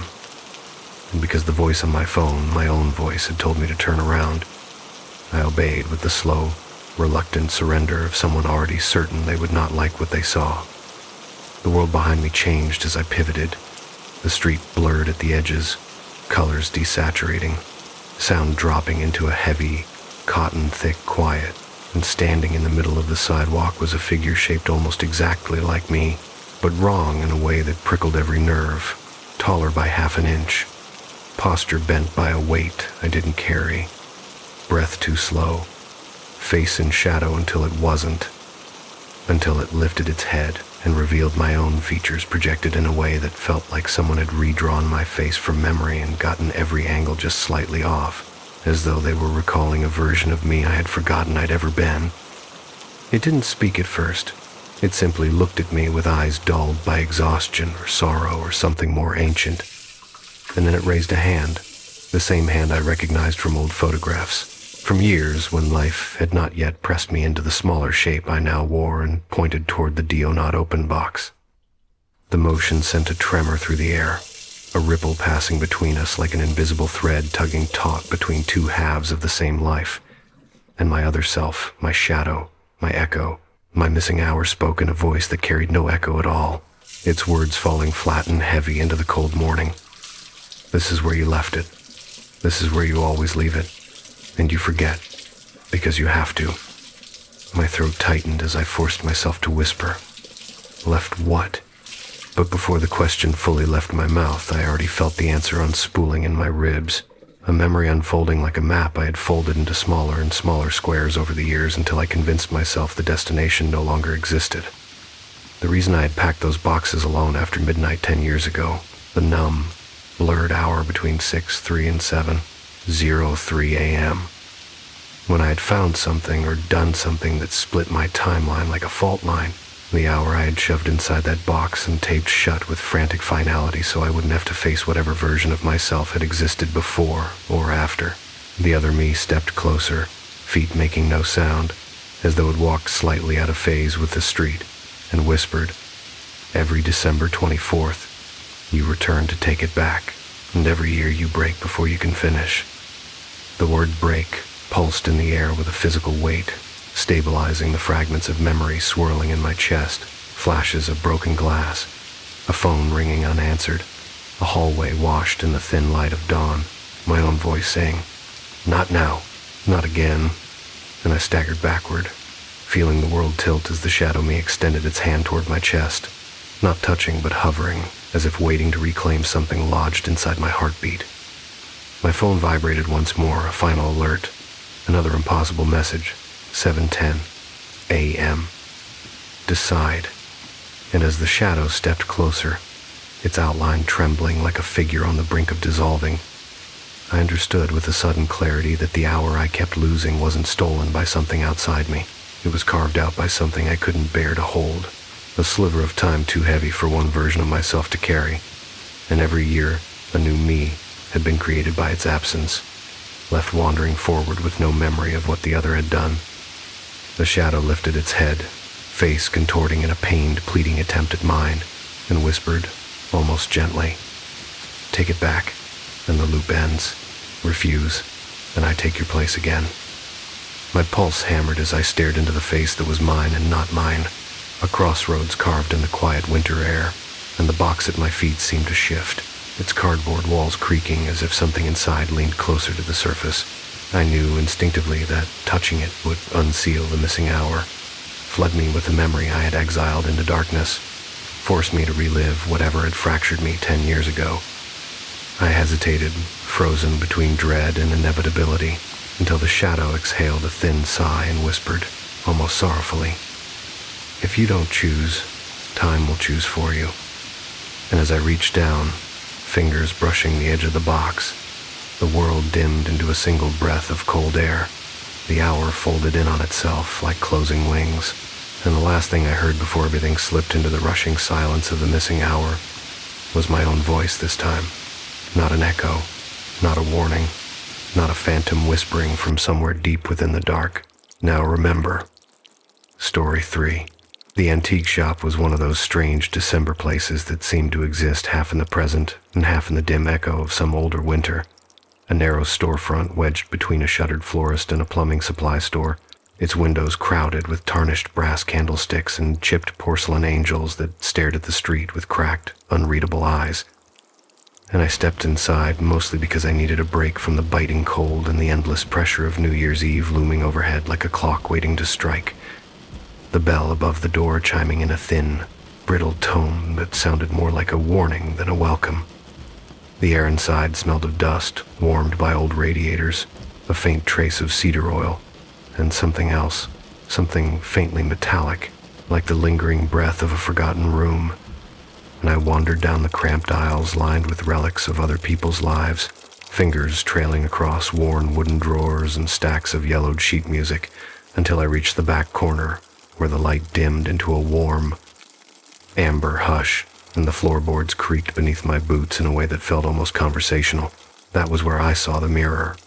Tall, rectangular, framed in mahogany darkened by age, its surface slightly fogged as though someone had leaned too close moments before I arrived. And though the shop was cluttered with stranger things, old dolls with glass eyes, taxidermy birds, clocks stuck at 11:58, this mirror pulled me closer with a soft, unnerving gravity I couldn't fully name. I was carrying my 5-year-old son, Evan, on my hip because he'd fallen asleep in the car and refused to fully wake, his small head resting against my shoulder, his breath warm on my collar, and as I stood before the mirror, I caught our reflection, my tired eyes, my wind-reddened cheeks, his sleep-tousled hair, the faint rise and fall of his chest against mine, a familiar image, ordinary, comforting, and yet something in the mirror felt wrong. Not dramatically so, not enough to jolt me backward, but wrong in that deep, intuitive way people sense a storm before the first dark cloud arrives. Wrong in the way the air thickens when someone stands behind you, even if you can't hear them. I leaned slightly to adjust Evan's weight, and the mirror caught that movement perfectly. My tilt, his shift, the slow flutter of his fingers, and for a second I felt foolish for imagining anything strange. But then, when I blinked, I noticed it. A faint blur behind me in the reflection, not directly over my shoulder but somewhere lower, as if a third figure stood just behind my legs, half-formed, half overlooked, too subtle for the eye to register unless you stared long and hard at the place where the shadows folded. I squinted, thinking it was a flaw in the glass, but the blur seemed to tighten, sharpen, almost resolving into the shape of a head turned slightly to the side, and chills crept up my spine, because while it wasn't clear enough to be a person, it wasn't vague enough to be a trick of the light either. Evan stirred then, softly, murmuring something incoherent against my shoulder, and I pressed my palm to his back, telling myself it was just fatigue, just holiday nerves, just a lonely antique mirror reflecting too many angles of dim light. But when I stepped away, my boots creaking on the uneven floorboards, the shopkeeper appeared beside me as though he'd been waiting for me to notice the mirror, his voice quiet and oddly sympathetic as he said, "Old mirrors hold on to things longer than people do." And he smiled in that tired, knowing way of someone who didn't want to explain more, someone who understood the difference between a harmless object and a hungry one. And before I could ask what he meant, Evan lifted his head, blinked at the mirror with sleepy confusion, and whispered, "Mom, why is that kid sad?" Even though, reflected in the glass, the only children present were him awake now, and the faint, blurred figure behind us, watching. The shopkeeper's comment clung to me like cold breath on glass as I carried Evan back out into the brittle late December air, the bell chiming behind us in that same thin, warning tone. And although I tried to laugh off what he'd said old mirrors hold on to things, as if they were sentimental instead of unsettling, I couldn't shake the image of that blurred figure lingering in the reflection, hovering close but not close enough to name, as though it occupied a version of the space just slightly out of alignment with the one I stood in. Evan seemed unfazed at first, rubbing his eyes as the cold wind woke him fully. But once we reached the car and I strapped him into his booster seat, he kept glancing toward the back window, his gaze drifting not outward toward the street but inward toward some point slightly to my left, as if someone were leaning forward from a seat that didn't exist. I tried to distract him with talk of dinner, of decorations, of the little paper stars he'd hung clumsily across his bedroom window, but he eventually murmured in that thin, cautious voice children use when they're trying to understand something that scares them, "Mom, is the sad kid coming with us?" And though my breath fogged in the cold and vanished almost instantly, it felt like the question lingered in the air, refusing to dissipate. I told him gently that he must have imagined it, that the shop was full of mirrors and shadows, but even as I spoke, The lie tasted sour. The drive home felt longer than usual, the streets tinted with a dusk that arrived too early, each passing block tinted with that bluish light that hovers just before nightfall, and several times I caught Evan craning his neck, trying to peer into the side mirror, the rearview mirror, even the reflection in the window beside him, such that by the time we pulled into our driveway, my pulse was a tight, persistent flutter beneath my ribs. Our house looked normal, quiet, the porch light flickering the way it always did in the cold. But as I carried the antique mirror inside, because of course I had bought it, of course I had convinced myself it was harmless, I felt its weight differently now. Heavy, not just with wood and glass, but with the slow, patient gravity of something that had followed me home long before I ever lifted it from the shop. I set it in the living room temporarily, leaning it against the wall near the bookshelf, and for a moment nothing seemed amiss. My coat hung exactly where I had left it. The small heater buzzed under the window. The room held its usual quiet warmth. But then, as I unzipped Evan's jacket, I noticed him staring not at the mirror itself, but at the floor in front of it, his lips parting slightly as though something unspeakable hovered at the edge of his perception. And before I could ask him what he saw, he whispered, barely audible, "He's closer," the words trembling at the end like a thread pulled too tight. I followed his gaze and saw nothing, just the faint shimmer of reflected light across the hardwood floor. But when I finally forced myself to look directly into the mirror, something in my chest tightened, because though it showed only the two of us standing in the living room, some third shape, some small, bowed outline seemed to flicker just behind my knees, faint as breath on cold glass, too quick to catch but too deliberate to ignore. And in that instant a cold, crawling realization pressed into me. The mirror wasn't reflecting a ghost at all. It was remembering something, and whatever it remembered wasn't finished with me yet. That first night with the mirror in the living room felt like sleeping in a house that was not fully mine anymore, as though its rooms had stretched in subtle ways to accommodate a quiet new presence, one polite enough not to move anything, yet insistent enough to be felt in the way the temperature dipped whenever I passed the doorway, or how the shadows seemed to take just a beat too long to settle after I turned on a lamp. Evan refused to leave my side once the sun went down. He trailed me from room to room, clutching a worn blanket he hadn't needed in years, constantly glancing over his shoulder toward the living room doorway, with that same soft caution children use when they can sense something adults pretend not to see. I tucked him into bed early, smoothing his hair away from his forehead, trying to coax a version of normalcy back into the evening.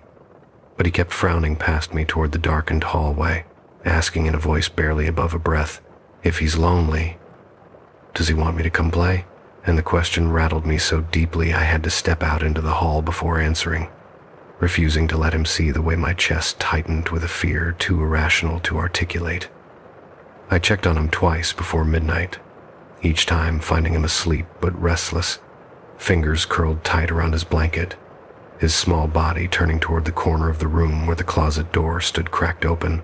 By the third check, I closed it firmly, telling myself that eerie half-inch gap was just coincidence. But as the latch clicked shut, a faint thud echoed from downstairs, so soft that at first I thought it was the heater until I realized the noise had come from the exact spot where the mirror rested. When I crept down the stairs, the house greeted me with a stillness so complete it felt staged, as though everything, furniture, walls, air, had paused at the same moment, waiting. The living room was dark except for the orange glow of a street lamp leaking through the blinds, and in that dim, syrupy light the mirror's surface looked deeper than glass should ever look, less like a reflection and more like a window into a room where the lights had been turned down just a little too low. I stepped closer, pulse tapping a nervous rhythm beneath my skin, and every instinct told me not to look, that looking would grant permission, that looking would invite, but curiosity, fear, and responsibility for my son carried me forward, and when I finally faced my reflection, something inside me tightened so sharply I nearly gasped. I saw myself, yes, faintly distorted in the low light, and behind me the soft outline of the staircase banister, but there was also a child's silhouette, positioned low and very still, standing just behind my legs, with a posture that seemed both hesitant and expectant, and as I stared, the figure's small head lifted in the reflection, even though I felt no movement in the room, no shift of air, nothing brushing the back of my knees. My breath stilled as the figure sharpened for just a fraction of a second, just long enough to register the smooth roundness of a cheek, the impression of downcast eyes, the unmistakable softness of a child's face, and then it blurred again, dissolving into the mirror's dim light like condensation fading from a window pane. I stepped back so quickly I stumbled into the coffee table, the sound breaking the dense quiet like a shock wave. And in that moment the mirror's surface flickered, a subtle ripple that felt not like reflection but reaction, as though responding to my fear. I didn't sleep at all after that. I sat awake on the couch, every lamp on, listening to the soft creaks and sighs of the house and the faint whispering hum that now seemed to leak from the mirror's frame. Around 3 a.m, when exhaustion had settled heavy in my bones, I finally dared to look once more across the room, and the mirror showed the empty living room exactly as it should, no figures, no shadows except for one detail that squeezed the air from my lungs.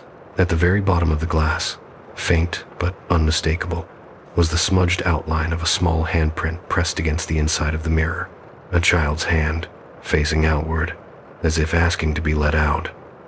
I did not touch the mirror that night, though the handprint lingering at its base felt like a plea, a warning, or some kind of invitation I could not yet decipher.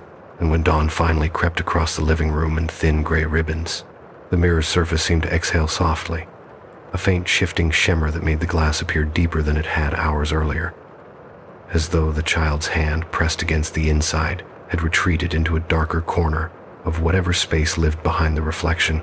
And for the first time since bringing it home, I felt a pulsing awareness that the mirror was not dormant during daylight, but simply more patient, more calculating, the way a creature in the woods lies perfectly still when the sun is out, waiting for nightfall before it moves again. I told myself not to be dramatic, not to be paranoid, and for a few hours I tried to absorb the rhythms of a normal morning, feeding Evan breakfast, folding laundry, answering a few work emails, but the weight of the mirror's presence drew me back repeatedly, my eyes drifting toward the living room as though tethered by some thin, invisible cord. And even when I wasn't looking directly at it, I could sense its surface shimmering at the edge of my awareness, quietly rearranging itself in a way that felt more like breathing than reflection. And every time my gaze flicked toward the doorway, I felt the unnerving sensation that I had just missed catching someone vanish into the mirror's depths. Evan, for his part, seemed unusually quiet that morning. He played with his toys, but kept glancing toward the hallway with a nervous caution, as though expecting someone to step out behind him. And when I gently asked if he had bad dreams, he shook his head so quickly I knew he was telling the truth. Whatever trouble lingered behind his eyes was not born from sleep, but from something witnessed, something felt, something too real for nightmares. And when I coaxed him to look me in the eyes, he whispered, "He isn't sad anymore," in a tone so calm it sent a cold tremor through my bones, because it wasn't relief I heard in his voice, but recognition, as though he had adjusted to the presence of the unseen child, the way one adjusts to a new sibling entering the home. No longer startled, but quietly resigned. I pressed him further, gently, carefully, asking what he meant by not sad anymore. And Evan simply shrugged with that soft, fragile uncertainty children have when they don't have the vocabulary to explain something profound and frightening. And he murmured, "He has someone to talk to now," which lodged itself in me like a shard of ice, because it suggested a level of interaction I had not witnessed, did not want to witness. Because a mirror reflection, no matter how strange, should not be capable of conversation, should not have agency, should not know loneliness or relief or attention. And yet the idea that this child-shaped presence had found companionship, either with Evan or with something else inside the mirror, made the hair on my arms rise in a steady ripple. By mid-afternoon, the winter light had begun its slow slide toward dusk, the sky taking on that washed-out lavender tone December evenings often wear, and the mirror seemed to respond to the shifting light with a subtle deepening of its surface, as if the glass grew heavier, thicker, more saturated with its own shadow. And the more I watched, the more convinced I became that the mirror did not simply reflect light but absorbed it. swallowing each beam until the room grew incrementally dimmer, without any lamps being adjusted or curtains drawn. Even the air around the mirror felt different, heavier, as though it carried a charge, a faint static that hummed at the threshold of hearing, and each time I approached, the sensation intensified, a prickling pressure across my scalp and down my arms, the kind of silent electricity that precedes a storm or a whispered confession. At one point I attempted to distract myself by vacuuming, turning on the machine and drowning the house in a wall of noise, but when I passed the vacuum briefly in front of the mirror, the reflection lagged a half-second behind the movement, the vacuum in the mirror hesitating before catching up, and that slight delay, so small it might have been dismissed as a trick of the eye, felt deliberate, intentional, as though it wanted me to notice that it wasn't copying me anymore, but watching me, choosing when to move, choosing what to show. And as I stood there frozen, the vacuum humming between my hands, the shape of a small child in the reflection appeared again, this time standing farther back, near the shadowed center of the mirror, its features blurred but angled toward me with a posture of quiet expectancy. The outline still attentive, as though waiting for me to ask something or offer something or admit something I didn't yet understand. I turned off the vacuum and moved slowly toward the mirror, sensing the air cool step by step, and by the time I stood directly in front of it, the surface of the glass looked impossibly deep, like an unfathomable pool. Not a reflection, but a window into another room, another version of my living room. A dimmer, a lower lit version, where the corners were darker, the furniture slightly out of place, the shadows thicker and slower to move. And as I leaned in, heart thudding with a mixture of dread and compulsion, a new sound threaded through the silence, a soft, rhythmic tapping, like fingernails drumming slowly against wood or glass, but I could not tell whether the sound came from behind me or from within the mirror itself. I held my breath and waited. The tapping continued steady, patient, childlike, and when I finally tore my eyes from the center of the glass to examine the lower portion, I felt my pulse spike because now there were two handprints pressed against the inside surface near the bottom, one small and one slightly larger, the sizes close enough that they might have belonged to siblings or to a child in their reflection, or to two versions of the same child at different distances from the surface. And the prints did not fade, but seemed to darken, define themselves, as though warmth were being pressed insistently against the other side. I stumbled backward, knocking into the coffee table again, though this time the mirror did not ripple or shimmer. Instead, the entire surface appeared to tilt inward, the reflection bending just slightly, as though something inside had shifted its weight or taken a single step closer. The atmosphere in the room thickened with a slow, creeping heaviness, and the tapping ceased completely, replaced by a low, wet sound like breath, fogging up cold glass, yet the mirror's surface remained perfectly clear. No condensation forming, no visible moisture, only the sound of breathing that did not belong to me. I whispered a shaky question. "Who are you?" My voice trembling more from the inexplicable compulsion to speak than from fear. But the mirror gave no answer, only the faint ripple of something moving beyond sight, a small, jerking shift in the shadows deep inside its surface, as though a child were taking one hesitant step into the dim light of a place that did not quite overlap with my own. I forced myself to step away, to back out of the living room, keeping my eyes fixed on the glass, as though turning my back might allow something to slip through unobserved. And when I finally reached the hallway, I called for Evan with a calm voice I did not feel, coaxing him gently to stay out of the living room until I could figure out what was happening. But he appeared at the top of the stairs with a solemn expression, holding his blanket and staring down toward the mirror as though drawn by a pull stronger than my words. And when I told him firmly to stay put, his lips trembled and he whispered with unsettling conviction, "But he wants me to come back. He needs me." And those words, so simple and childlike, carried a weight far beyond their innocence, a whisper of obligation, of connection, of recognition that should never exist between a living child and a shape in a mirror. I climbed the stairs to him, pulling him into my arms even as he leaned slightly backward, as if listening for something downstairs. and I whispered firmly that nobody needed him except me, that the mirror didn't belong to us anymore, that we would get rid of it first thing in the morning. But he shook his head urgently, pressing his face into my shoulder, whispering, "You can't throw him away," he said. "He'll get lonely again."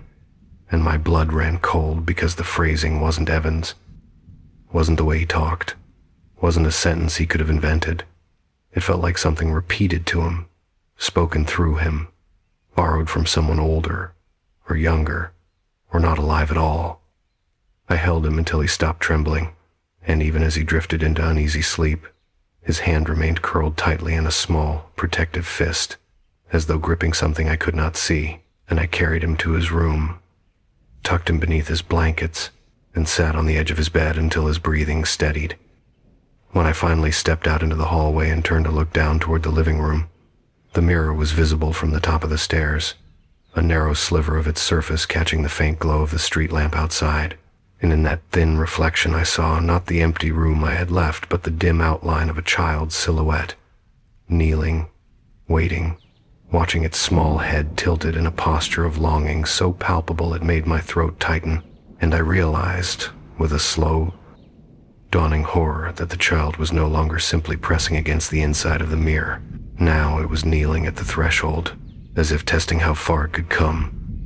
I did not go back downstairs until the house fell into that deep winter quiet that comes sometime after midnight, the kind of stillness where the radiators whisper only occasionally, and even the wind seems to pause outside as if waiting for something to happen before it resumes its restless crawling along the eaves. And I lay next to Evan for almost an hour, listening to the soft, uneven rhythm of his breathing, watching the shadows shift with the slow turn of the street lamp outside, feeling with every passing minute the heavy pull of the mirror below, a gravity not of mass but of attention, as if something inside it was following each one of my breaths, matching them, waiting for the rhythm to grow steady enough that it might slip its own through the cracks. And when I finally eased myself from the bed and crept into the hallway, the house felt different, colder. Yes, but also strangely hollow, as though space had stretched and thinned, as though some small, unseen boundary had been crossed simply by the act of letting time move forward.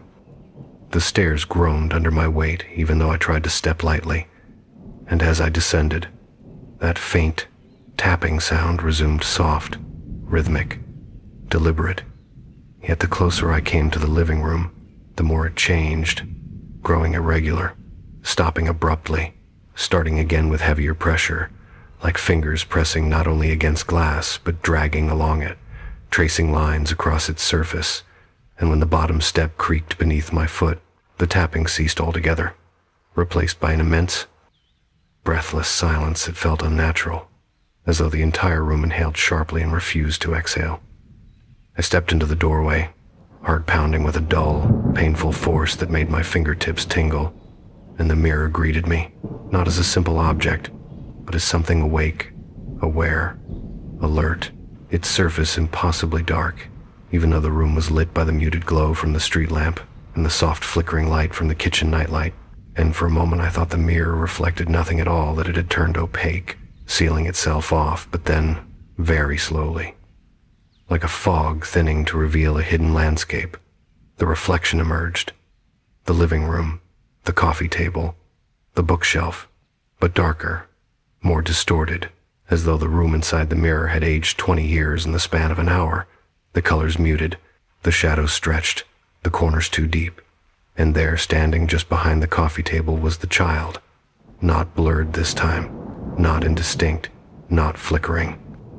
A boy, perhaps 7 years old, thin, pale, wearing clothing that belonged to another era.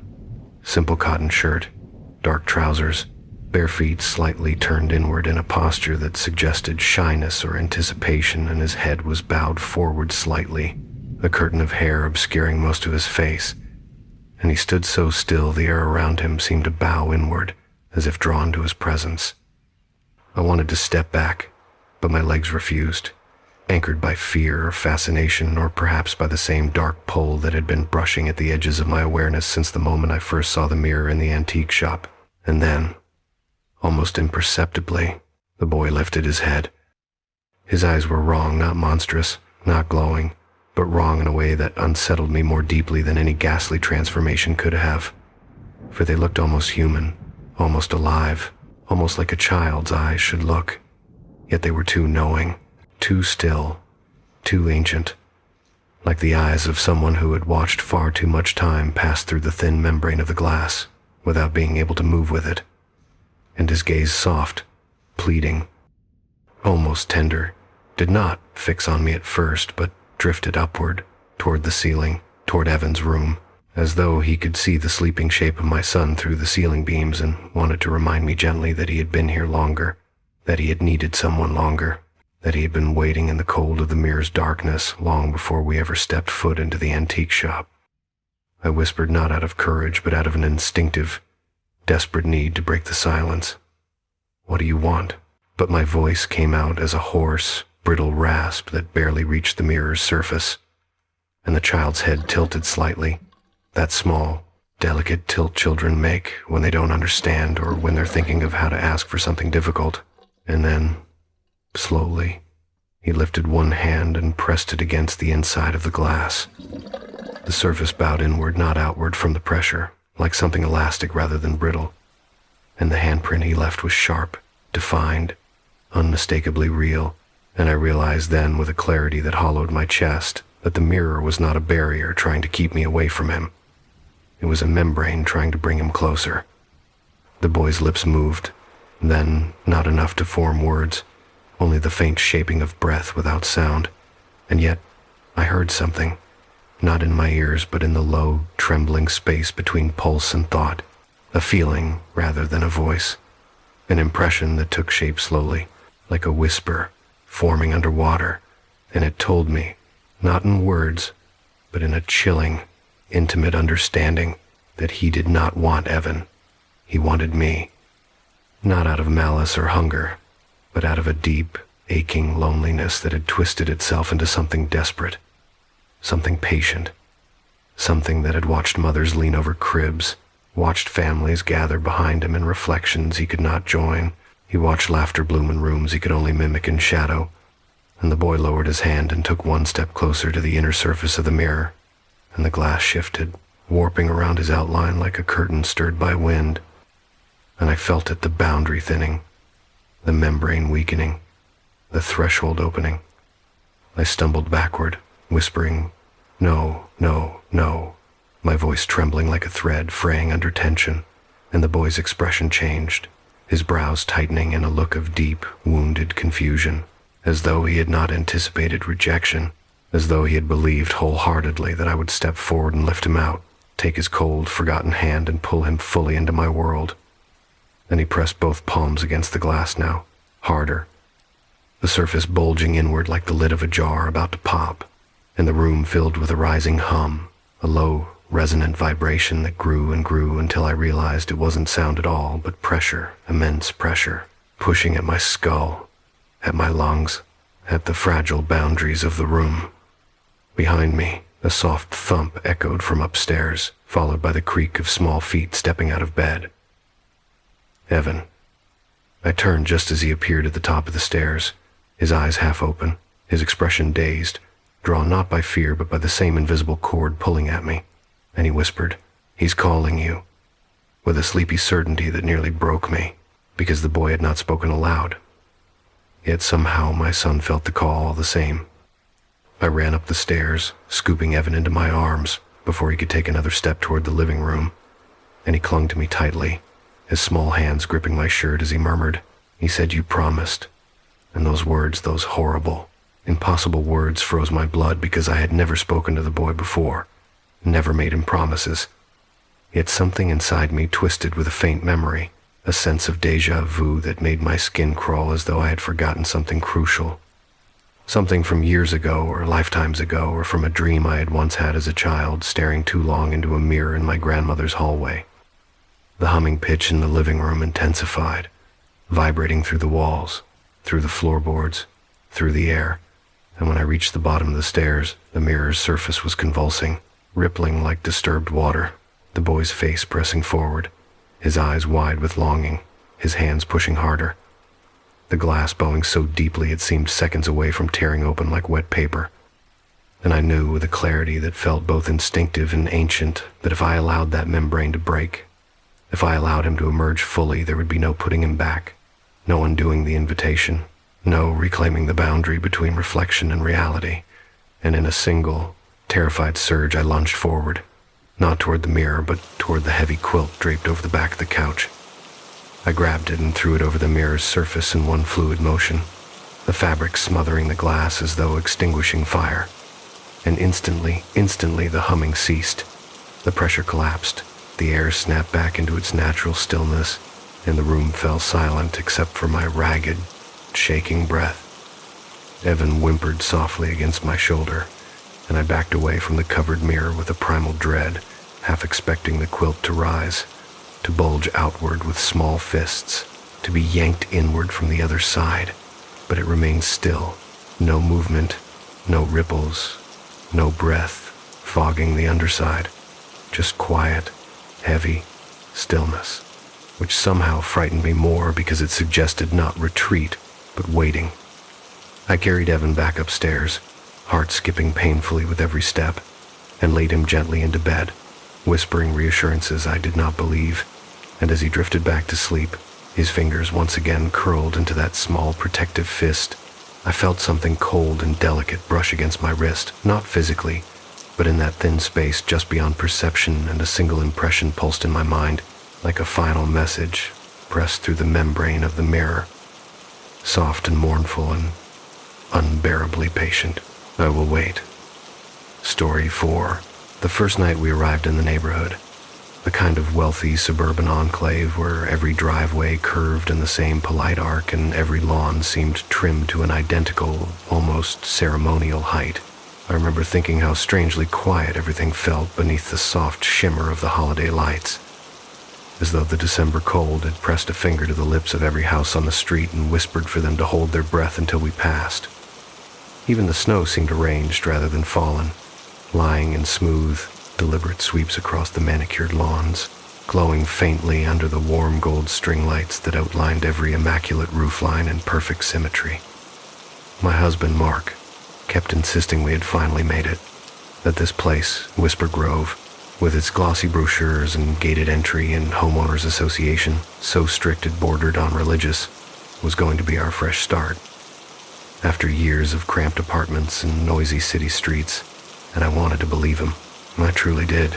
But the moment we stepped out of the car and the cold air swept across my face, carrying with it a faint scent of pine, ice, and something else, I couldn't place something metallic, like old tools or cold iron left too long in the winter.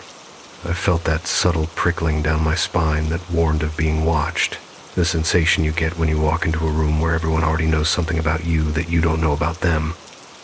Every house had the same tasteful wreath on the door, the same warm glow pouring from picture windows, the same glittering drape of holiday lights across the trim, but it wasn't until I looked more closely at the lawns that the unease sharpened into something more tangible. On every property, centered with uncanny precision, stood a wooden reindeer decoration, life-sized, carved from smooth, dark timber, body poised mid-step as though eternally caught in motion, but each one was missing its head. The clean stump of the neck sanded, smooth, and darkened with varnish, the head nowhere to be seen. And I stood there shivering in the quiet street, gripping the handle of my suitcase, feeling as though I had accidentally wandered into the final frame of some winter fable I didn't understand. Mark hadn't noticed. He was already hauling boxes from the trunk, humming under his breath in that distracted way he did when he was excited about something. And when I pointed toward the nearest headless reindeer, he just laughed it off, saying it had to be some strange neighborhood trend, a quirky holiday tradition that we would eventually find charming. But the more I looked, the less it felt like a tradition, and the more it felt like a warning, especially because each reindeer faced the street with its hollow neck angled slightly toward the road, as if all of them were waiting for someone to arrive. The houses themselves looked warm and inviting, lights glowing behind curtains, silhouettes of neighbors drifting past windows, but not a single person stepped outside to greet us.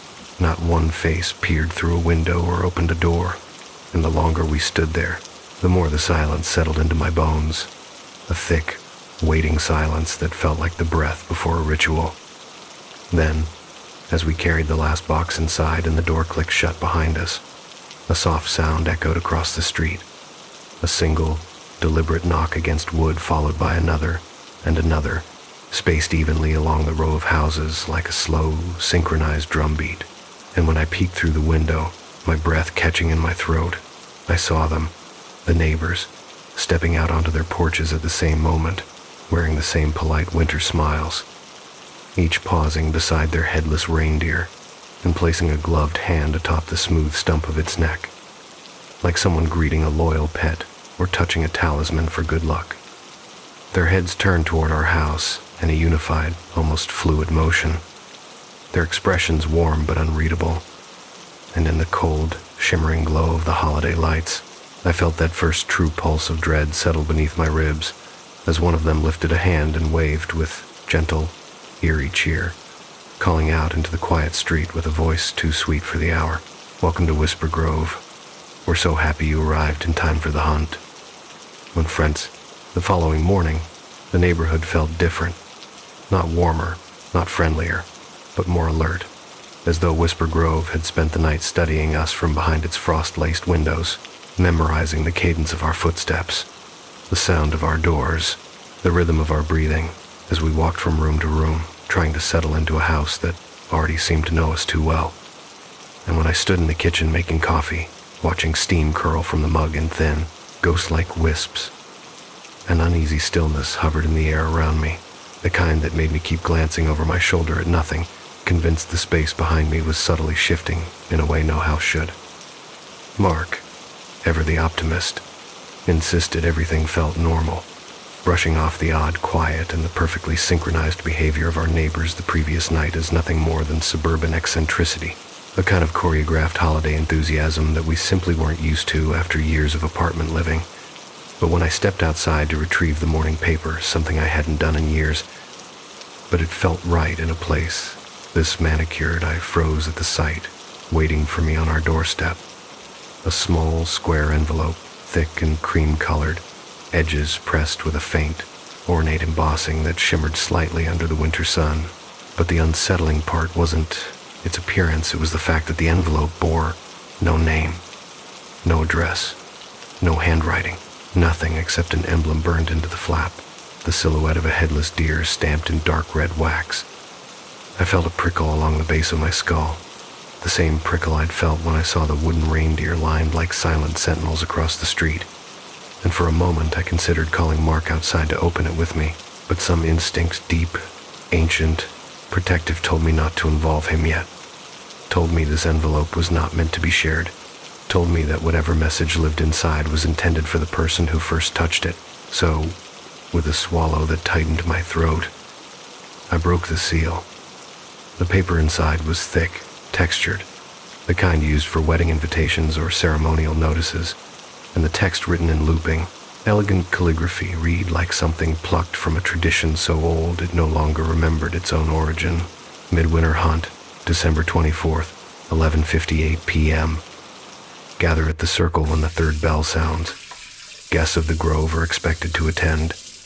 There was no signature, no instructions, no indication of what the circle referred to, though a faint, sinking feeling in my stomach suggested the neighbors assumed we already knew. I slipped the invitation back into its envelope and looked up toward the street just in time to see Mrs. Harrow from 2 houses down, standing perfectly still beside her headless reindeer, one gloved hand resting lightly on its wooden spine as she offered me a smile far too wide for the early hour, her eyes bright in a way that didn't feel warm but watchful, like someone inspecting new livestock rather than greeting a new neighbor. And she called out across the lawn in a voice with a curious lilt, "You received your letter, dear? Wonderful. Some newcomers aren't so fortunate." She didn't explain what fortunate meant, nor did she wait for me to ask. Instead, she gave a polite, almost ceremonial nod, and turned back toward her front door with slow, graceful steps, as though moving to the rhythm of some silent music only Whisper Grove could hear. Mark stepped out behind me moments later, cheerful and oblivious, asking if I wanted help carrying in the paper or if the coffee was ready, but when I showed him the envelope, he frowned and joked that the HOA must be hosting some sort of holiday get-together. Yet, even as he said it, A shadow of confusion passed through his expression, the kind that flickers through the mind a second before instinct recognizes danger. I told him I thought we should skip it, that something about the invitation felt wrong, but he laughed, kissed the top of my head, and said we couldn't hide from our neighbors forever, especially not in a place where everyone knew when you took out your trash or let your dog pee 2 inches over the property line. Still, he agreed to let me decide later, brushing it off in the way people often do when they can't feel the danger themselves. And as he went inside, I stood there on the porch, staring at the envelope in my hands, feeling the weight of its unspoken demand settling over me like frost spreading across glass. And as the wind rustled through the bare branches lining the street, I swore I heard faint footsteps echo from the yards, soft, rhythmic, almost ritualistic, as though the headless wooden reindeer positioned in identical rows were no longer merely decorations but markers, stakes in the ground, quietly designating a boundary I had stepped across the moment I opened that envelope. I spent the rest of that day trapped in a strange, restless limbo, moving from room to room with the hollow steps of someone pacing a stage they didn't know they'd been placed upon, the invitation tucked away in the drawer beside the coffee maker, yet pulsing in my thoughts with the same persistent throb as a bruise that refuses to fade. And every time I passed a window, I felt my gaze tugged outward toward the street where the neighbors moved about their immaculate yards with a quiet, purposeful choreography, never looking directly at me, yet always facing the same direction, always maintaining the same deliberate rhythm, their gloved hands brushing snow from mailbox tops or adjusting holiday lights or patting the wooden flank of their headless reindeer as if reassuring a living animal rather than tending to a decoration. And the longer I watched them, the more I noticed the unsettling synchronicities, how they would all pause at the exact same moment, as though listening to a sound just beyond hearing, how they would glance toward the center of the neighborhood with the same subtle, instinctive pivot, how their posture seemed to shift whenever I stepped too close to the window, like their awareness of me reached them through some invisible thread. Around noon, Mark left to run errands, still unconcerned, convinced that we were simply adapting to the quirks of an affluent community, insisting that traditions here were bound to feel strange until we learned the context. But his confidence didn't comfort me. If anything, watching him drive away left me with a sinking dread, a prickling awareness that without him in the house, something had shifted in Whisper Grove, as though the neighborhood exhaled in relief at having one fewer witness. And even though the sun hung low and pale above the rooftops, the air inside the house grew subtly colder. The kind of cold that wasn't felt on the skin, but in the inhale. The cold that made the space between breaths feel slightly thinner, slightly more fragile. I tried to distract myself with unpacking the final boxes in the hallway, the dishes, the stack of books I kept meaning to sort, but all the while, the envelope pressed like a weight against my thoughts, and each time I swore I heard a faint tapping sound somewhere near the front door, a subtle 3-count rhythm, too soft to be knocking, yet too deliberate to be the wind. A sound that seemed to creep along the floorboards as though the house were being reminded of some expectation I had not yet met. Around 3 in the afternoon, the sky began to dim prematurely, not merely because of winter's early sunsets, but because a thin veil of cloud drifted across the sun, tinting the entire street in a muted silver that made every house look like a photograph from decades ago, captured in a moment when colors hadn't been fully invented. And that was when I finally stepped outside again. Not because I wanted to, but because staying indoors felt worse. Like sitting in a throat while Whisper Grove swallowed around me. The air bit sharply at my cheeks, and the scent of snow mingled with that faint metallic undertone I had noticed the night before. A scent that now smelled unmistakably of cold iron. And for a moment I just stood there, boots planted in the snow, staring at the wooden reindeer in our yard with its smooth, decapitated neck, noticing details I'd somehow missed before. The grooves where a head had once been fitted. The faint dark stain along the edge of the neck, as if something had soaked into the grain long ago, and a tiny circular carving near the chest, an insignia of the same headless silhouette burned into the wax seal of the invitation. I knelt down, brushing my glove across the flank of the wooden creature, and instantly felt the wood's unnatural warmth, as though the figure had been standing beneath sunlight for hours, even though the day had been cold and clouded. It was the warmth of something that wasn't frozen despite being surrounded by snow. and I jerked my hand back with a sharp inhale, realizing then that every wooden reindeer on the street stood with its front hooves angled toward the center of the neighborhood, all facing inward, forming a ring of posed creatures staring at something I could not yet see. When I stood and followed their implied line of sight, it took only a few steps before the houses parted slightly, creating a small opening where two driveways tapered toward the same narrowing point, and beyond that I noticed, through the bare winter branches, a circular clearing I hadn't seen before. A depression in the snow-covered ground, perfectly round, perfectly smooth, like the remnants of a small pond drained and abandoned for the season.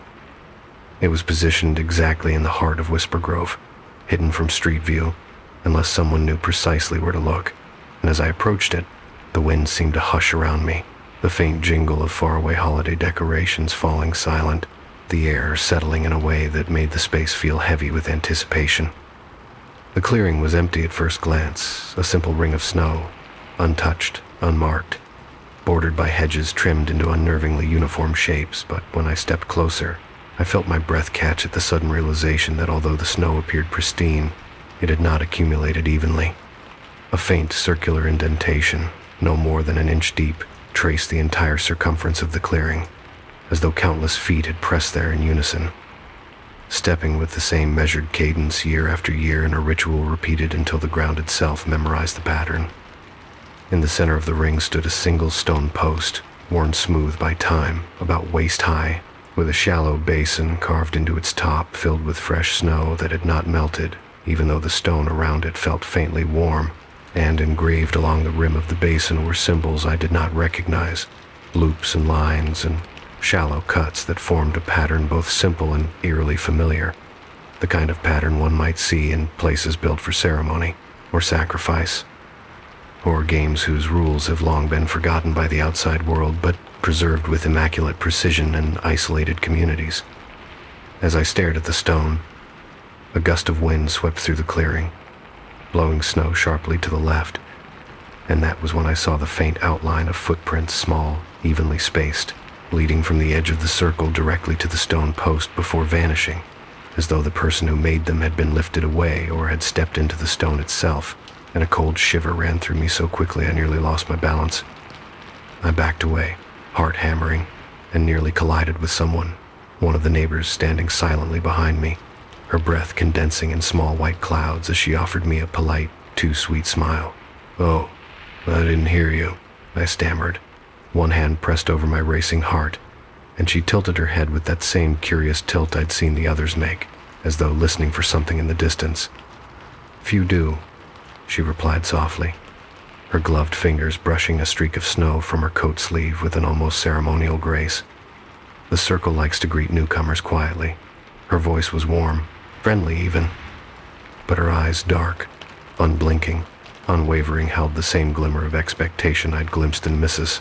Harrow's gaze earlier, and the hairs on my arms prickled beneath my jacket as she stepped to the edge of the clearing, careful not to disturb the faint indentations in the snow. "It's beautiful, isn't it?" she continued, her tone reverent in a way that suggested she wasn't referring to the clearing itself, but to something that filled it on nights I had not yet witnessed, older than the neighborhood, older than the homes, older than the grove itself. Tradition here runs deep. I swallowed hard, glancing uneasily between her and the stone post. "What exactly is it for?" I asked, trying to keep my voice steady, though I could hear the faint tremor beneath it. She smiled again, softer now, almost pitying. "Oh, it's nothing to worry about yet," she said, her breath forming delicate plumes in the cold air. "Tonight is only the eve. The hunt isn't until tomorrow."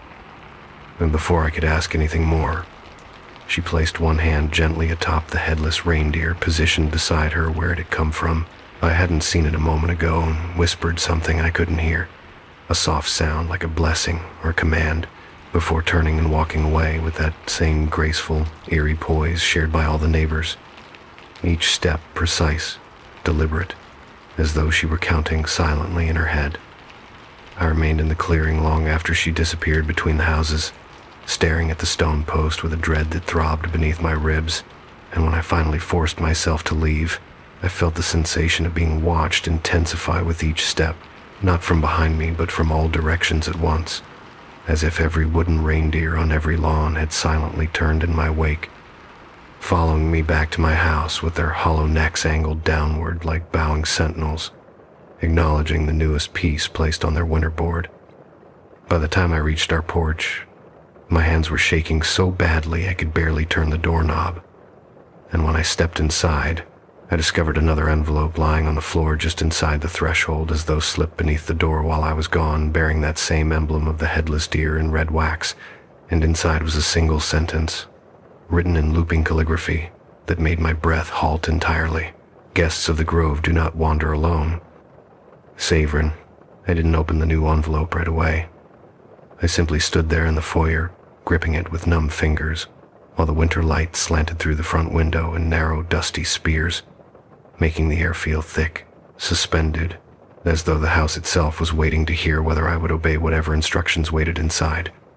And the longer I stood there, the more I felt the strange, unsettling sense that the walls had subtly tilted toward me, just a fraction, as though bending in to listen. I walked the envelope to the kitchen table mechanically, my mind moving with a slow, syrupy resistance that left me feeling as though I were wading through someone else's dream.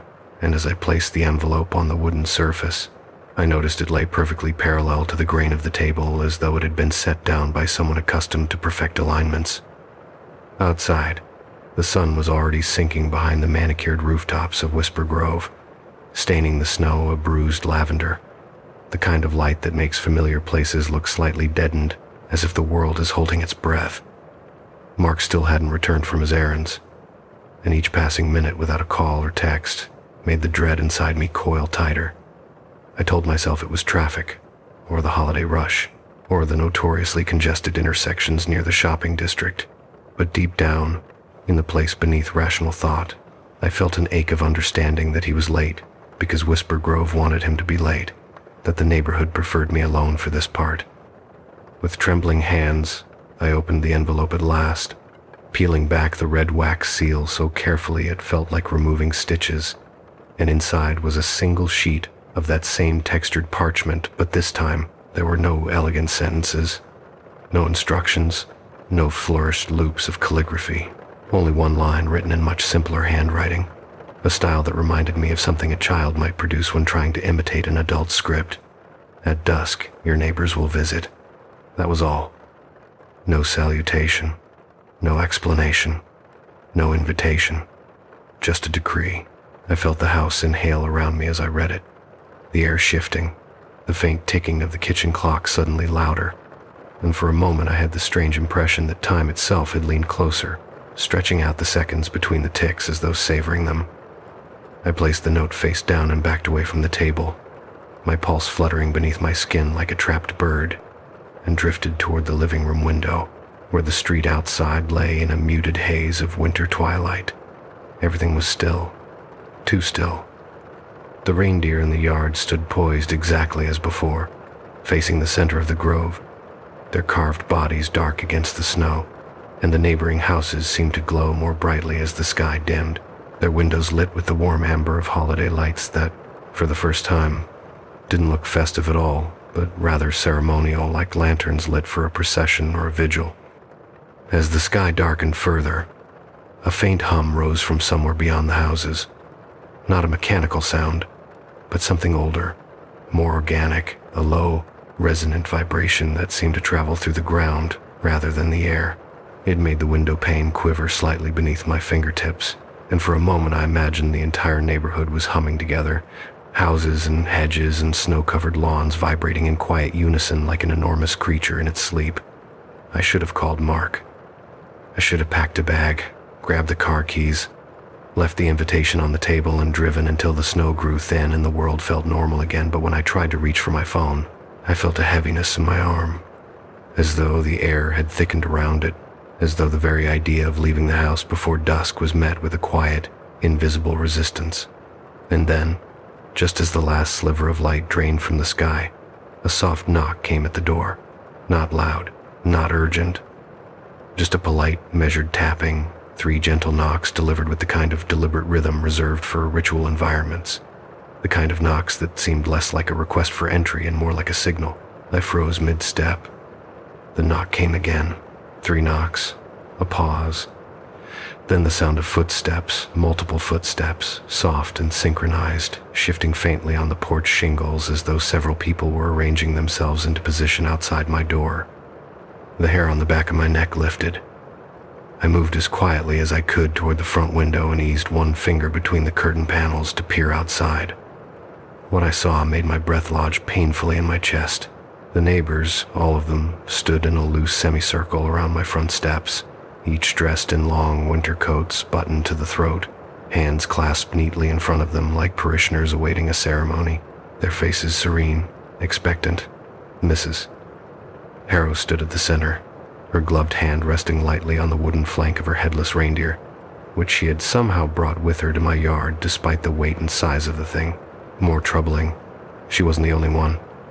Every neighbor had brought their own reindeer, each positioned directly in front of them, facing my house, with their smooth, decapitated necks angled slightly upward, as though waiting for some unseen cue. The street, once spacious and orderly, now looked crowded, filled with rows of silent wooden bodies and still human figures, each pair standing in perfect, unsettling symmetry beneath the dim glow of porch lights.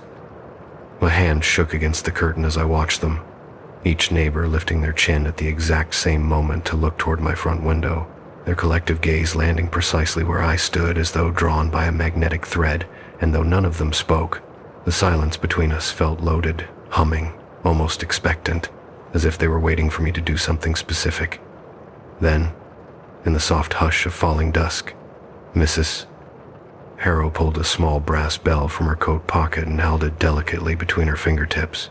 It shimmered faintly in the half-light, its metal etched with the same insignia I'd seen on the invitations and the stone basin in the circle, and she lifted it with a reverence that made my stomach twist.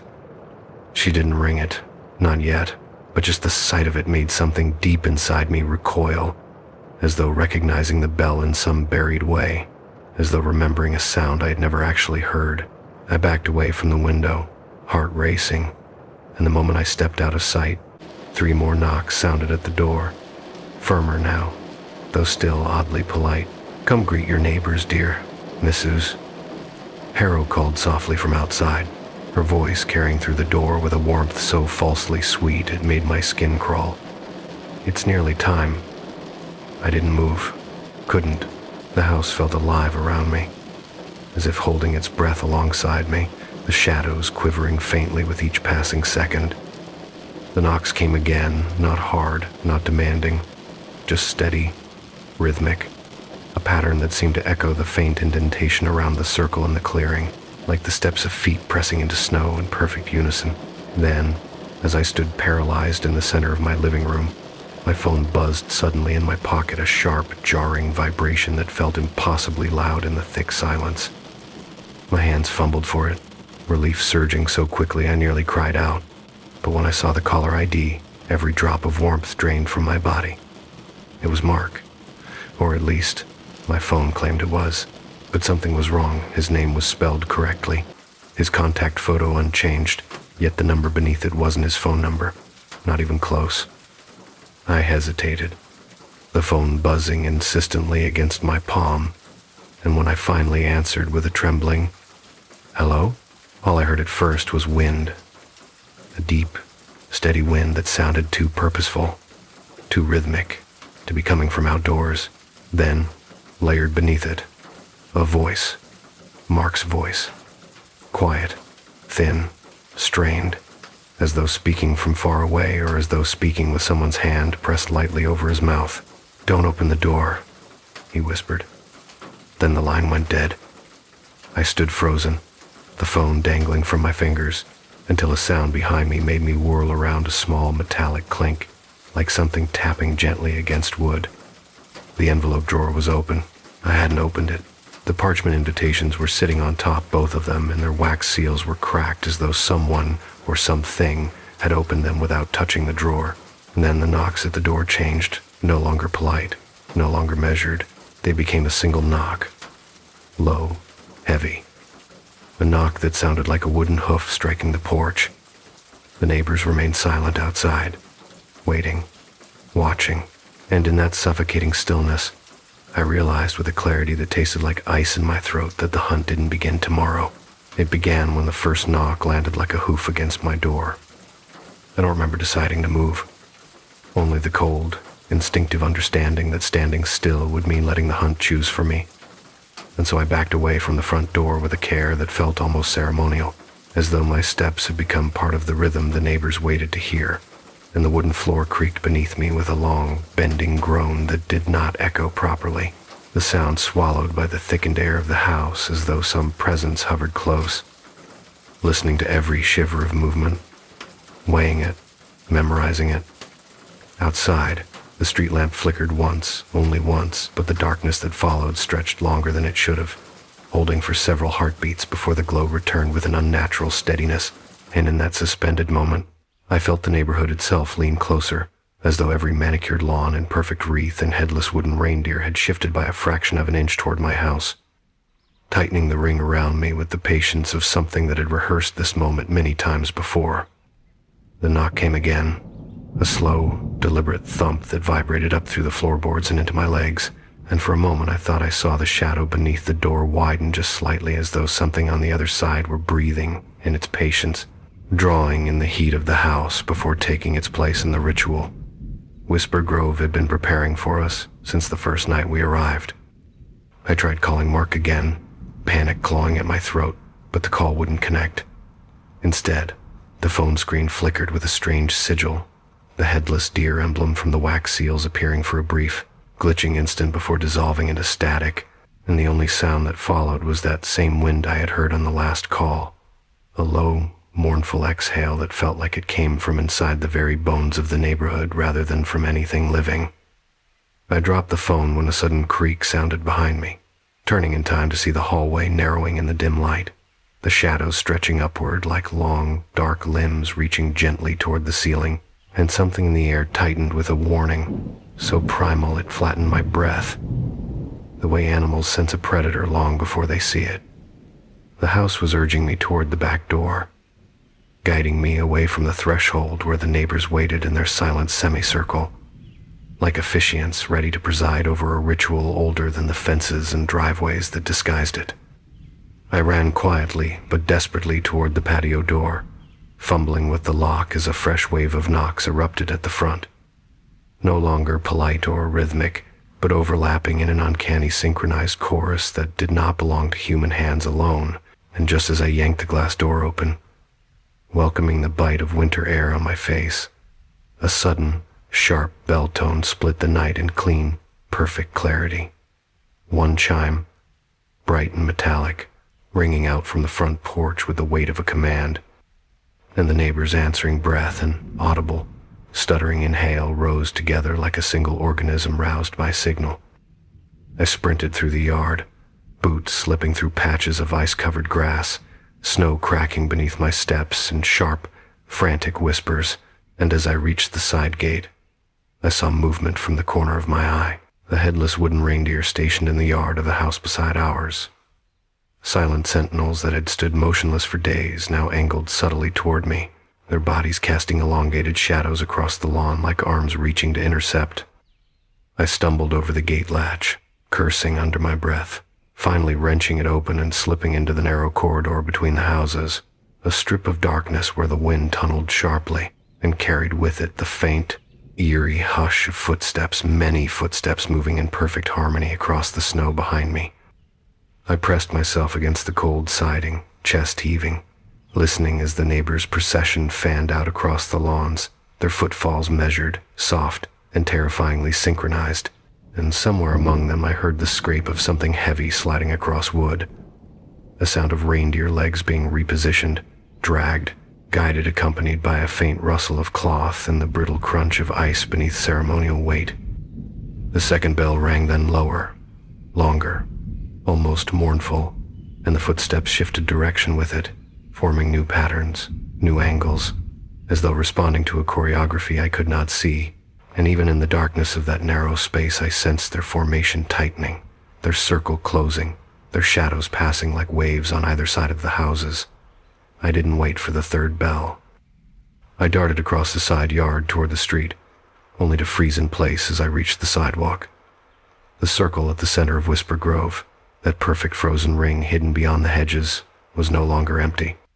From where I stood, barely concealed by the bare winter branches, I could see lanterns, small, soft flames cupped in frosted glass, being carried into the clearing by neighbors in long winter coats, each lantern placed carefully along the circumference until the entire ring glowed with a dim, golden pulse like the eye of some great creature opening beneath the snow. The headless reindeer stood evenly spaced among them, arranged with reverence, their bodies forming a second ring around the stone pedestal at the center, and even from a distance I could see dark stains marking the snow beneath their wooden hooves, old, brownish streaks that were not varnish or shadow, but something that had seeped into the earth over many winters of repetition. My stomach twisted violently as understanding slid cold and sharp into my chest. The hunt wasn't a game. It was an offering, and the reindeer were not decorations. They were the boundary markers of the prey's path, positioned to guide, to contain, to funnel, to consecrate. A sudden rustle behind me made me whirl around, breath catching painfully in my throat. Mark stood there, just a few feet away, his face pale, eyes too wide, as though he'd been running from something he couldn't outrun, and for a moment the relief that crashed through me was enough to nearly buckle my knees. But it evaporated instantly when I saw his posture rigid, unnatural, like the body of someone being held upright rather than standing by choice. They said, he breathed, but his voice broke before he could finish, and he shook his head helplessly, his eyes darting toward the glowing circle as though something invisible tugged his thoughts toward it against his will. "We can't leave," he whispered then, voice cracking with a terror so raw it hollowed me out. "They said the hunt only ends when the prey is chosen." And when I grabbed his hand, trying to pull him toward the car parked just down the road, something cold brushed the back of my neck, cold, not like winter but like wet stone, and I turned in time to see the third bell rising and Mrs. Harrow's gloved hand at the edge of the clearing, her eyes fixed on me with a soft, almost sorrowful fondness as she rang it once, twice, 3 times. The sound was devastatingly quiet, barely audible above the wind, yet it carried with it the weight of dozens of footsteps turning toward me at once, the shifting of reindeer hooves as the wooden figures angled in unison, the breath of a neighborhood drawing its first united inhale. Mark's hand slipped from mine, not pulled away, but released as though he understood something I didn't yet, some terrible truth whispered into him by the hunt itself, and when I looked at his face, he wasn't looking at me anymore. He was looking at the darkened houses behind me. He was looking at their windows, because something was standing there, in every window, watching us. Story 5. By the time December settled into our little Midwest town that year, the cold had become a living thing, a presence that pressed against the windows at night and crept beneath the doors like a low, hungry fog. And on the evening of the 14th, when the temperature dropped to a murderous 40 below, the kind of cold that made the world outside turn glassy and brittle, I was already half asleep under a mountain of blankets when a sound pulled me awake, a soft, wet crackle from the backyard, like ice splitting under weight, followed by a faint hiss, almost like steam escaping from a kettle left on too long. At first I lay still, hoping the noises were just the furnace cycling or the house settling under the violent cold. But then another sound followed, one so out of place in the dead of winter that it pried me fully from the edge of sleep. The slow drip of water, real water, liquid, impossible in that temperature. I reached for the curtain with a numb hand, pulling it aside just enough to peer through the frosted glass into the yard, expecting to see nothing but snowdrifts and the faint shimmer of moonlight. Instead, I found myself staring at an impossibility so stark it sent a cold lance of confusion and fear straight down my spine. A perfect circle in the center of my yard, maybe 10 feet across, had completely thawed. Not melted unevenly, not trampled down by animals, but thawed, as if someone had placed a giant invisible heater directly over that single spot. The snow around it steamed faintly in the moonlight, little curls of vapor rising into the air like ghostly threads, and at the very center of the exposed patch of ground, the soil looked black and wet, soft in a way it shouldn't be in the depths of December. I pressed my forehead to the glass, watching in disbelief as another tendril of steam curled upward, carrying with it the unmistakable scent of damp earth, the smell of April, of thawing mud and waking worms, and early rain drifting into the frozen night like a memory trying to force its way back into the present. And then, as I stared, a new sound joined the others, faint but unmistakable, a soft, deliberate squelch, the sound of something heavy stepping into wet soil. My heart clenched hard. I leaned closer, breath fogging the glass, squinting into the half-dark. And there, at the very edge of the thawed ground, I saw it. A footprint, deep, fresh, and impossibly bare.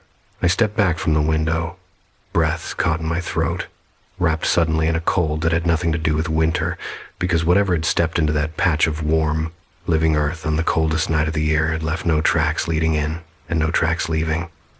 It had appeared there, risen there.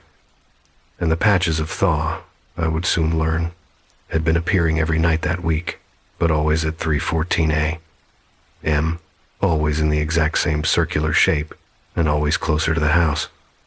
I barely slept after seeing that footprint in the thawed patch, and when the first thin seam of daylight finally pushed through the slats of the blinds, painting the room with a pale, brittle glow, I forced myself to get dressed and step outside, layering 2 coats, thermal gloves, a scarf thick enough to choke on, and still the cold punished me the second the door cracked open. A vicious needlepoint chill that clawed at my lungs as though the air had become too sharp to breathe. Yet even through that biting cold I could still smell it, the faint, earthy odor drifting toward me like a misplaced season, growing stronger with each cautious step I took down the back porch stairs, and by the time my boots sank into the fresh, unbroken snow of the yard, I felt something deep inside me recoil at the sight waiting ahead, because the thawed patch, illuminated now by the thin, colorless daylight, looked even more obscene, more out of place than it had the night before. The ground inside the circle was a dark, pulsing brown, slick with moisture that glistened and steamed faintly where it met the surrounding ice. And as I approached, boots crunching noisily in the frozen crust, I noticed the soil wasn't merely thawed, it was soft, almost gelatinous, shifting slightly beneath the surface, as though stirred from below. And the footprint I had seen last night was no longer alone. 3 more had appeared around it, each one slightly deeper than the last, as though whatever had stepped here had lingered, shifting its weight, testing the give of the ground, deciding its next move. The prints were bare, unmistakably human in shape, but elongated in a way that made my stomach drop too long in the arch, too splayed at the toes, the proportions subtly wrong, like the foot of someone who hadn't walked upright in a very long time. I crouched, despite the screaming protest of the cold, and as I drew closer, I realized the deepest footprint contained a small, shimmering bead of water at its base, quivering like mercury, except that when I leaned nearer, it wasn't reflective at all. It was thick, almost viscous, trembling with a faint quiver that gave the disturbing impression it might slide deeper into the earth or lift itself upward to cling to a passing fingertip. A second later, a bubble rose through the mud, swelling like a blister before popping with a damp, sucking sound that sent a sharp, electric chill up my spine. And the moment it burst, a thread of warm fog drifted upward, brushing my cheek in a way that made me jerk back violently. I stumbled onto the frozen edge of the patch, horror and disbelief warring inside me, my breath fogging so rapidly it seemed I was exhaling ghosts. And as I scrambled back, my boot broke through a thin crust of thawed soil where no thaw should have been at all 5 inches from the edge, where the ground had been frozen solid just moments before, and the brief sensation of warm, wet earth closing around my heel felt disturbingly like a hand grasping from below. I yanked my foot free, lost my balance, and nearly toppled backward into the snow, my pulse pounding so violently I could feel it in my fingertips. I hurried back to the porch, hands shaking as I fumbled with the door latch, forced my way inside, slammed the door behind me, and stood panting against it, half expecting the ground itself to rise and follow me up the steps. For a long moment, The house was silent except for the low hum of the heater, and I tried to steady my breathing, pressing a hand to my chest to calm the frantic drumbeat. But then something in the hallway caught my attention, a faint beep, irregular, almost hesitant, coming from the security monitor I'd installed the previous spring after a rash of break-ins in the area. I walked toward it slowly, each footstep muffled by the sudden hush of the house, and when I reached the small screen mounted near the hallway thermostat, my heart clenched hard enough to hurt. The system had flagged motion in the backyard at 3:14 a.m. Exactly. Not 3:13. Not 3:15. The exact time I'd seen the thaw every night for the past week. My fingers trembled as I tapped into the archive footage, and when the clip loaded, the screen washed in a grainy, moonlit grayscale of the yard. Nothing moving at first, the lawn blanketed in hardened snow except for that central patch of black soil, steaming faintly like the mouth of something breathing underground. The timestamp flickered in the corner. 3 hours, 13 minutes, and 57 seconds. 3 hours, 13 minutes, and 58 seconds. 3 hours, 13 minutes, and 59 seconds. And then it happened. At 3 hours, 14 minutes, the footage seemed to hiccup just a single frame of distortion. A flicker of static before the patch of soil began to heave, rising subtly as though something enormous were exhaling beneath it. The steam thickened into drifting plumes that curled upward like the breath of a sleeping animal, and the frozen edges of the circle cracked audibly through the speaker with a groaning sound that didn't resemble ice breaking so much as rib shifting. My breath stalled as I leaned closer to the screen. Slowly, agonizingly slowly, the center of the patch bulged upward, and for a sickening moment I thought something might break through the surface, but instead the soil simply parted, as though stirred from beneath by an unseen force. And then, with horrifying clarity, a shape rose into view. Not fully, not with any definition, but enough to steal the air from my lungs. The steam began to take on form, loose at first, then tighter, more cohesive, as though condensing around a silhouette I couldn't quite identify, and the camera struggled to focus, the pixels warping around the shape like waves around a submerged body. Then the figure stepped forward, or rather, it shifted, a motion so subtle I almost missed it, a motion like weight redistributing, like something learning again how to stand. Its head turned, or at least I assumed it did, because the steam folded inward at the top of the shape, tightening as though following a pivoting movement, and then the figure simply dissolved into mist, collapsing back into the soil like breath returning to lungs. The steam settled, the ground smoothed itself over, and the patch lay still again, but my heart hammered with the clear, terrible knowledge that whatever had been there had not simply evaporated. It had gone somewhere. I rewound the footage 3 times, each pass revealing the same sequence: the stirring soil, the rising heat, the brief, trembling silhouette, vanishing again into itself. The 4th time through, I noticed something new. The shadow of the house.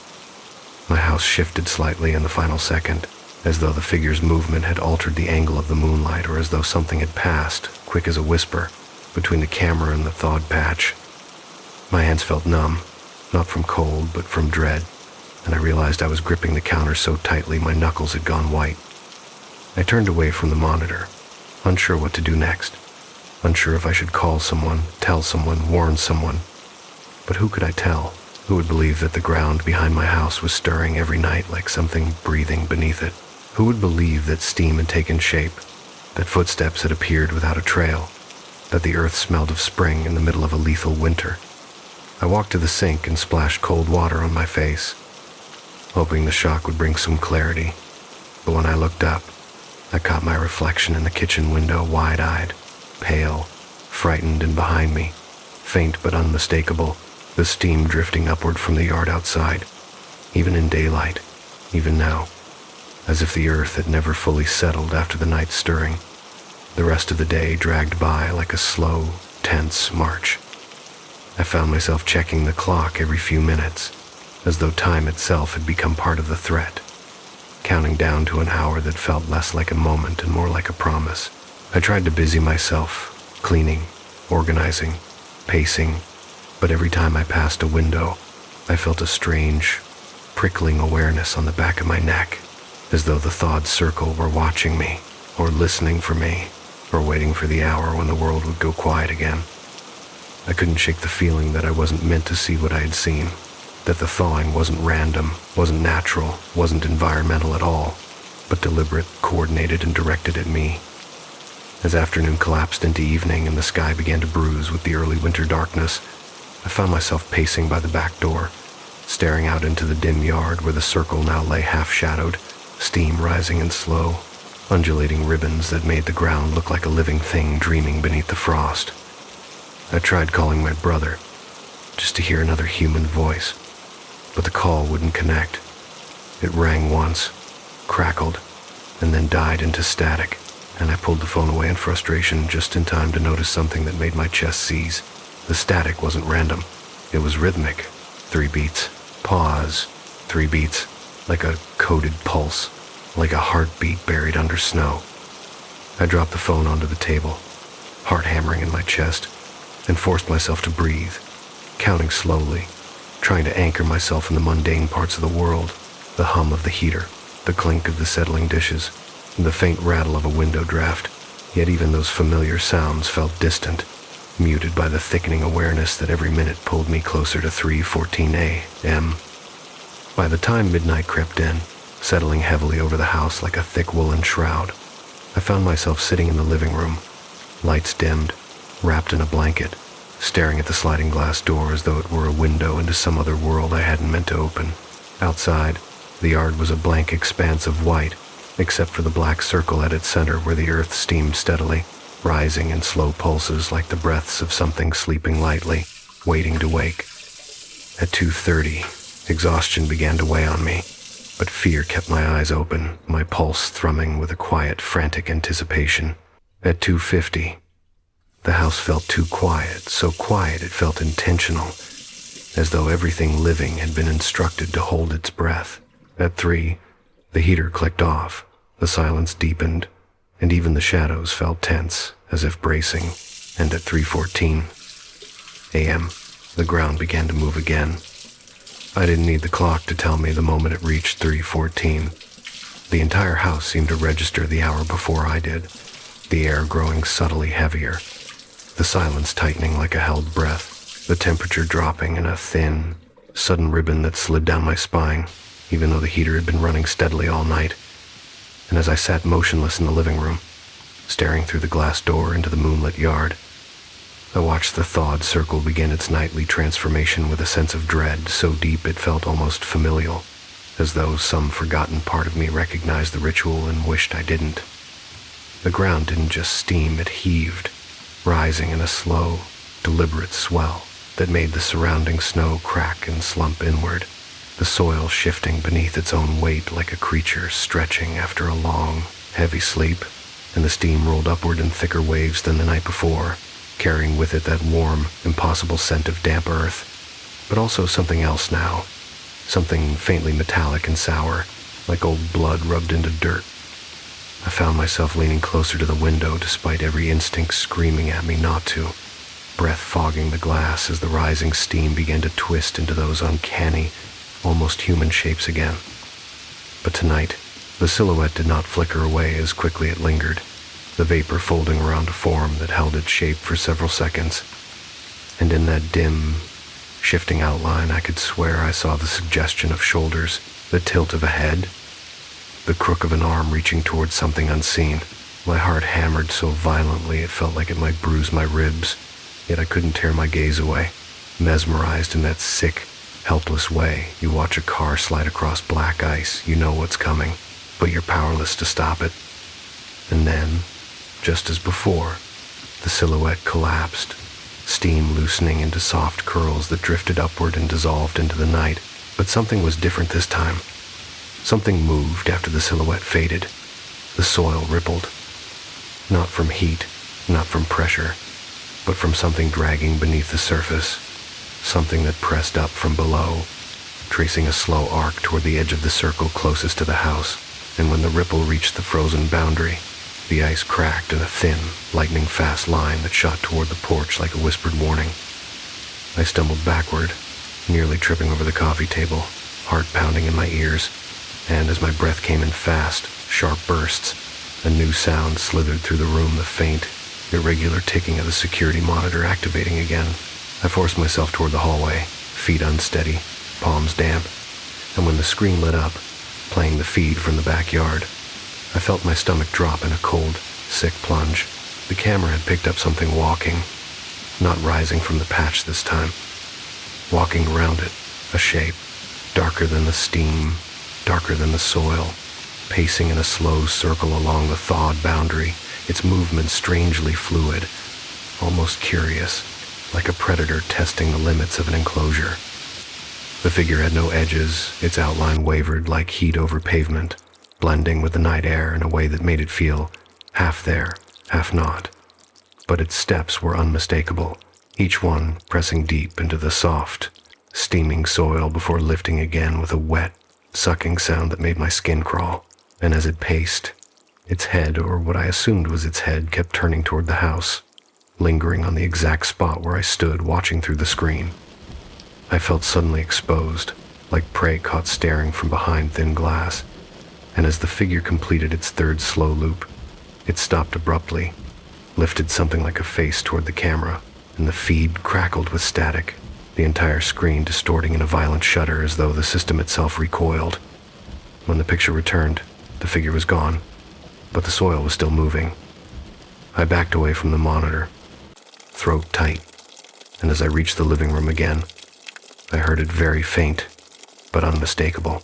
Something breathed, not outside, not beneath the floorboards, but from the other side of the glass door, a slow, warm, fogging breath that clouded the window for a full, terrible second before dissolving into the cold. I froze, muscles locking in place, my own breath stilled in my chest as I stared at that vanishing smudge of condensation on the glass, proof that something with lungs, or something mimicking lungs, had drawn close enough to exhale against the door. And as the fog faded, my reflection flickered, faintly warped, stretched, and for a split second, just before the glass cleared fully, I saw another reflection beside mine, not overlapping, not merging, but positioned just enough behind me to be taller, darker, leaning as though reading over my shoulder. I spun around, heart stuttering violently, but the living room was empty, utterly still. The only movement was the faint trembling of my hands. Then a sound rose from the yard, a soft, wet displacement, like a footstep taken in warm mud, and I turned back in time to see the thawed patch stirred once more, small ripples spreading outward in concentric rings, and for the first time I understood something far more horrifying than the idea of something living under the ground. The thaw wasn't caused by the creature. The thaw was a signal, an opening, an invitation. And I had been watching it too closely, standing too near, every night at the same hour, letting whatever lived beneath that softened earth learn my shape, my breath, my movements, memorizing me the way something memorizes prey before stepping into the hunt.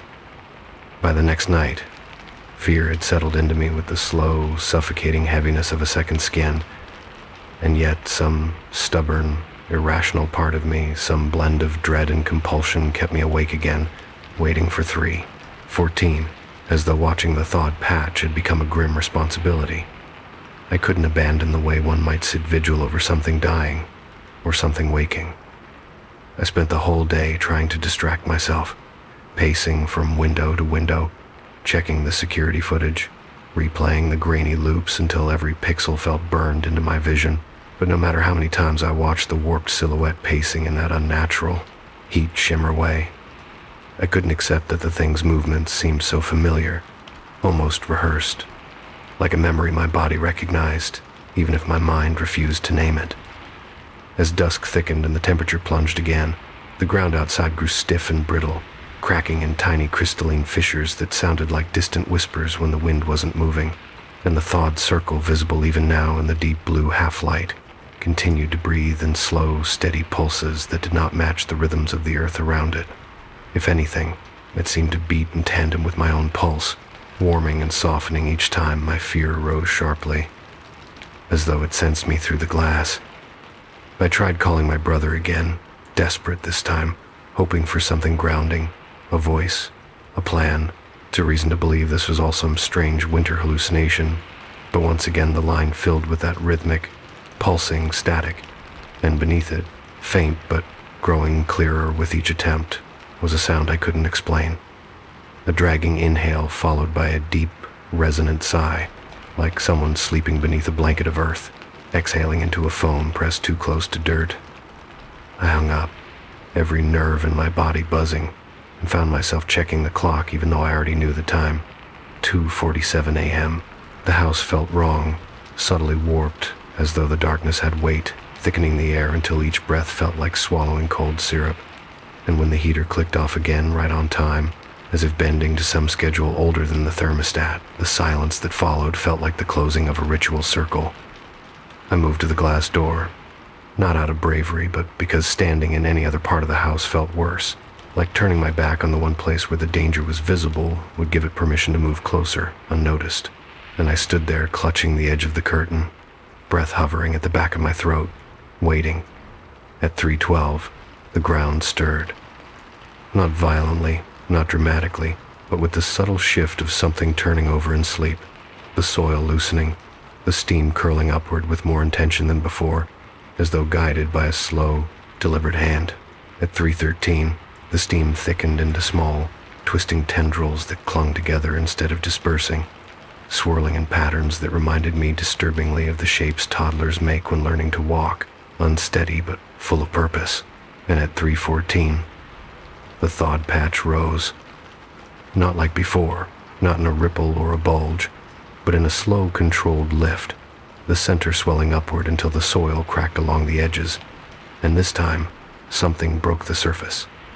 A flash of something pale, then gone, swallowed back into the mud as though it had retreated at the last second. My entire body seized, a sharp electric jolt shooting through me, and for a moment I thought I had imagined it.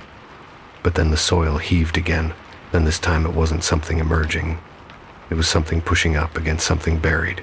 My breath fogged the glass in a cloud, and as it faded, I saw a new shape in the mud, something linear, metallic, catching the moonlight with a faint, silvery glint. I felt my stomach twist, nausea churning beneath the fear, and against every instinct I had left, I moved outside, opening the sliding door with a slow, trembling hand because the need to confirm this burning, irrational certainty that I had seen that glint before, somewhere in the edges of my memory outweighed my terror. The cold slammed into me like a wall, biting the exposed skin of my cheeks, numbing my fingertips through the gloves, but I kept walking, boots crunching through the stiff snow until I reached the heat-softened ring of earth and knelt at its edge. The warmth radiating from the soil felt unnatural.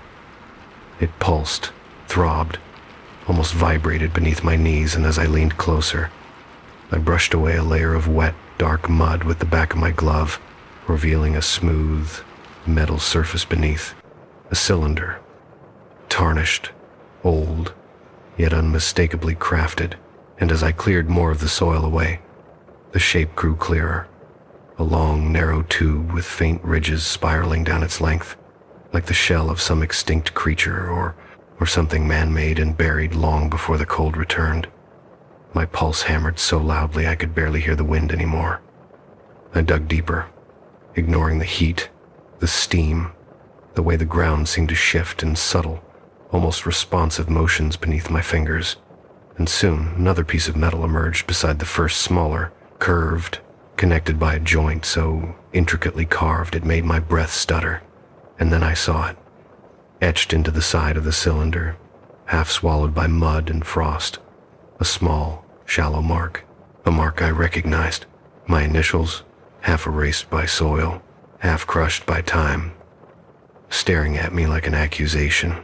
My breath collapsed, folding inward in a silent gasp that hollowed out my chest, and for a moment, my vision blurred, not from tears, or cold, or fear, but from something deeper, more disorienting, as though my memory itself had recoiled. The initials were not carved crudely. They were etched with precision, with a steady hand, with a familiarity that sent a tremor through me, all the way down to the marrow. I had marked this. I had held this metal tube, carved my name into it, and buried it, Yet I had no memory, none of ever touching such a thing, or digging in my yard, or being near thawed soil in any season. A sound rose suddenly from beneath the earth, a soft, rhythmic tapping, like knuckles rapping against the inside of a coffin, followed by a long, wet exhale that made the steam around me billow outward in a violent shudder. I scrambled back, heart ricocheting against my ribs, slipping on the soft mud as the ground split along a thin seam, widening just enough to reveal a deeper glint of metal and something else. Not metal, not soil. Something pale, something shaped like the bridge of a nose. I choked on my breath and lurched to my feet, stumbling backward as the ground convulsed once more, the seam widening, steam erupting in a hiss that sounded too much like a word, too much like my name drawn out in a long, breathless moan. I fled toward the house, boots slipping, breath ragged, and when I reached the porch and pulled the door closed behind me, the entire house seemed to sigh with a long, vibrating tension, as though it had been holding itself still while I stood over the opening and now could let itself shift again, settling into a position that felt somehow wrong, subtly angled, as though leaning toward the patch outside. I backed away from the door, trembling, and collapsed onto the couch, staring blankly at the wall as my heartbeat thundered in my ears. The metal tubes, my initials, the pale curve beneath the soil, the breathing, the pacing silhouette. The thaw wasn't revealing something buried. It was returning something I had put there, something that recognized me, something that remembered me, and something that wanted me back. I didn't want to be awake for the last night, but sleep had abandoned me completely, replaced by a dread so thick it felt like a second atmosphere pressing against my skin. And as the hours crawled past midnight and the house tightened around me with a strange, listening stillness, I realized I wasn't waiting for 3:14 anymore. Something else was.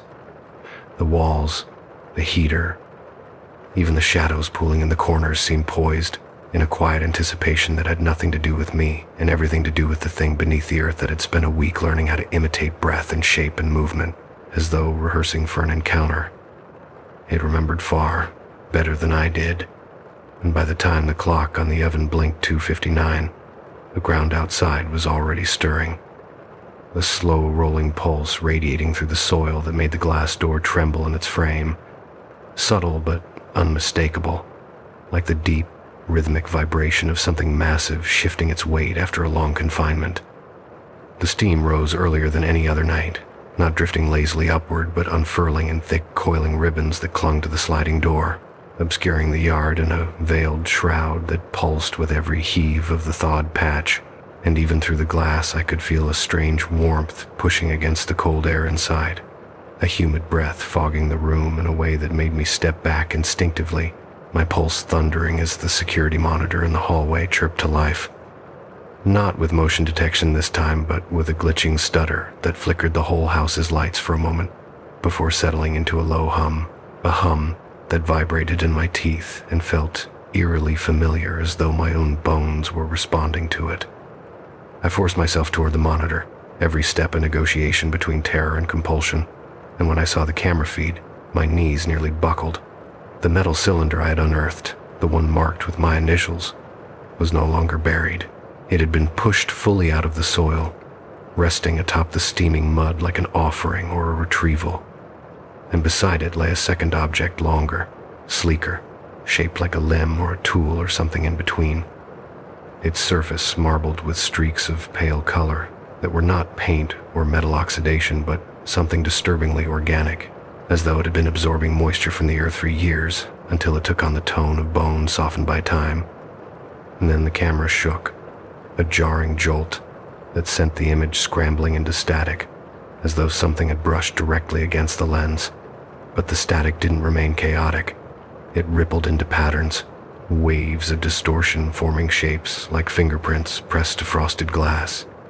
And in those shifting lines I saw something that turned my veins to ice, a reflection of my own face, not in the frame, not captured by accident, but emerging in the distortion itself, as though the static were trying to mimic me the way the steam had tried to mimic form on the earlier nights.